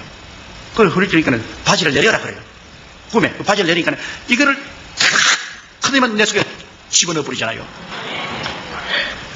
내 딸에게 내 비서들은 잘합니다. 내가 어느 곳에 가든지 비서 보고 제일 먼저 명령하는 것은 화장실을 어딘지 찾아라 그럽니다. 그러면 내 비서들이 가서 어느 곳에 가든지 화장실부터 먼저 찾아요. 그러면 설교하기 전에 적어도 15분에 한 번씩 화장실에 뛰어가서 막 소변을 다 봐야 돼요. 그러고 난 다음에도 삿바하고 난 다음에 이제 강당 올라가는데 그렇게 다 하고 난 다음 그 다음부터는 가다 가는데 내가 이제 스웨덴에 집회를 가는데 내 같이 따라가는 그 산호세 김 변호사가 가자마자 그 본목사를 보고 Where's toilet? 이제 묻지 마라. 내가 했어. 이제 묻지 마라. 끝장났다. 하나님이 새 것을 하나 갈아 넣어 주셨다. 이제는 필요 이제는 바짝 없어요. 그러고 난 다음부터 그러니까 참 하나님이 그 희한한 역사를 베풀어 주시기도 하는데 그래도 아직까지 저는 안 나은 것이 있습니다. 나는 아직 심장이 약합니다. 근데 이거는 심장이 약한데 심장이 약하면은 이 어지럼증이 있고 고통인데 이거는 아무리 기도해도 안 고쳐주는데 이것도 또 결사적으로 또 한 몇 달에 방향은 보여야 되겠는데 이제 내 나이 67이라마 이제는 은퇴할 때도 되는데 그냥 내버려 둘까 지금 생각하고 있습니다. 그러니까 하나님께서는 이렇게 모자라고 불비한 사람도 성령님의 능력으로 사용해 주시더라 그 말씀인 것입니다. 그런데 내가 이제 예언을 말이에요. 내 나이가 30이 되었는데 장가를 드려야 되겠어요. 그런데 이제 교인들도 이제 꽤 많아졌잖아요. 이제 내 나이 30이 되니까 우리 교인도 이제 10,000명이 넘고 그러니까는 아주 프로포스가 많이 들어와요. 결혼하자고 많이 들어오는데 우리 시아실 목사님이 더 오시더니만 지금 우리 집 사람이 이제 이화여대 대학을 졸업했는데 자네 내 딸하고 결혼할래 안 할래 그러더라고요. 그래 나는 그 옛날 예언이 기억이 나기 때문에 자기 발로 걸어 들어오는구나. 내가 안 하면 어떻게 안 하면 나는 자네하고 목회 안 해. 난 따로 나가서 할 테니까 자네가 하면 내가 내 딸하고 결혼하면 내가 결사적으로 뒤를 밀어주겠고 안 하면 나도 단전 빨리 치러야 되겠습니다. 결정해야 되겠어. 그래 내가 꿈 기억합니까? 그때 날 손 탁 뿌리쳤죠. 그리고 이제는 왜 와서 딸 주려고 합니까? 그때야 뭐 철판도 없는 거지 같은 사람이 와가지고서 그런 말을 하기에 날 꿰려고 그렇게 하는 줄 내가 알았지. 나 예언 그대로. 그래서 내가 결혼을 했어요. 우리 집사람하고 결혼하고, 그리고 우리 장모님을 모시고 사는데 10년이 지난 날에, 그때 예언이 그렇게 나와요. 10년이 지난 후에 너희 남편이 돌아올 것이라. 그런데 10년이 지난 후에 하루 눈이 오는 날인데 누가 대문 밖에 서 있어요. 그래 나가보니까 우리 장인 영감이 보따리를 차고 대문 밖에 있어요. 왜냐하면 댄스하고 결혼했다가 돈을 못 버니까 도망을 쳐버렸어요. 그러니까 이 걸레 같은 이 헌옷까지 사가지고 썼어요. 그래서 내가 우리 장모님 보고, 저 아버님 오셨으니까 모시니 난 눈에 흙이 들어가도 안 봐요. 언제 우리 고생하고 괴로울 때는 자기 다른 여자하고 아주 놀아지기만 한 다음, 이제 우리가 이제 성공해서 잘 살만하니까 찾아와. 아, 여자들이 참 모집디다.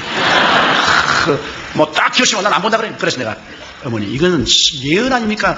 그때 기억합니까? 1958년 5월 전에 우리 신학교에서 기도할 때가 기억합니까? 그때 이혼당할 것도 하나님 말씀하시고 내가 삽이 될 것 말하고 아버님이 10년 동안 외로하다가 돌아올 것을 얘기했는데, 이건 하나님 뜻이요, 받아들이시오. 그래 강제로 받아들여가지고서 그 영감님 신학교 보내가지고서 전도사 되어서 내 밑에서 전도사 목사 일하다가 천당 갔어요. 그리고 우리 장모님도 천당 가고. 성령께서 우리와 같이 계시면 필요하면 성령님이 꿈도 주시고 환상 주시고 방언도 통역도 주시는 것을 저는 체험을 했었습니다. 그래서 예수 그리스도의 살아계신 증거가 말로만 진행이 아니라 실제 생활에서 뚜렷이 나타나게 하나님의 성령께서 역사하는 것을 보았습니다. 이러므로 성령은 다른 보혜사로서, 예수님과 똑같은 다른 보혜사로서 오늘 우리와 같이 계시면서 우리와 교제하고 우리의 선배 동업자가 되시고 주수꾼의 주인이 되시고 우리와 함께 계시고 또 우리를 위해서 말할 수 없는 탄식으로 기도를 해주시고, 그를 통해서 우리는 마귀를 이기고 그리스도의 복음을 온 천하 만국에 전갈 수가 있게 되는 것입니다.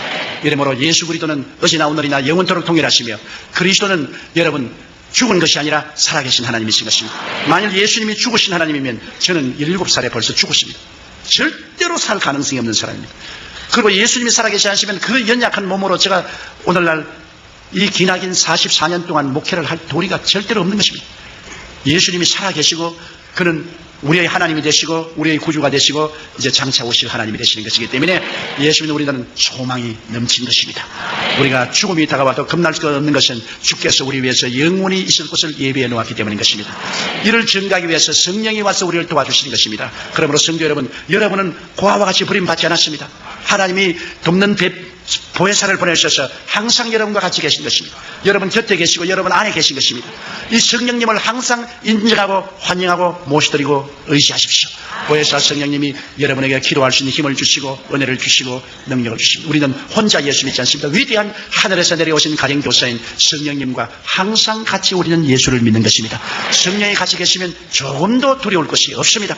성령께서 초인적인 능력을 주심으로 여러분은 위대한 신앙생활을 할 수 있게 되는 것입니다. 할렐루야. 아멘. 목사님 감사합니다.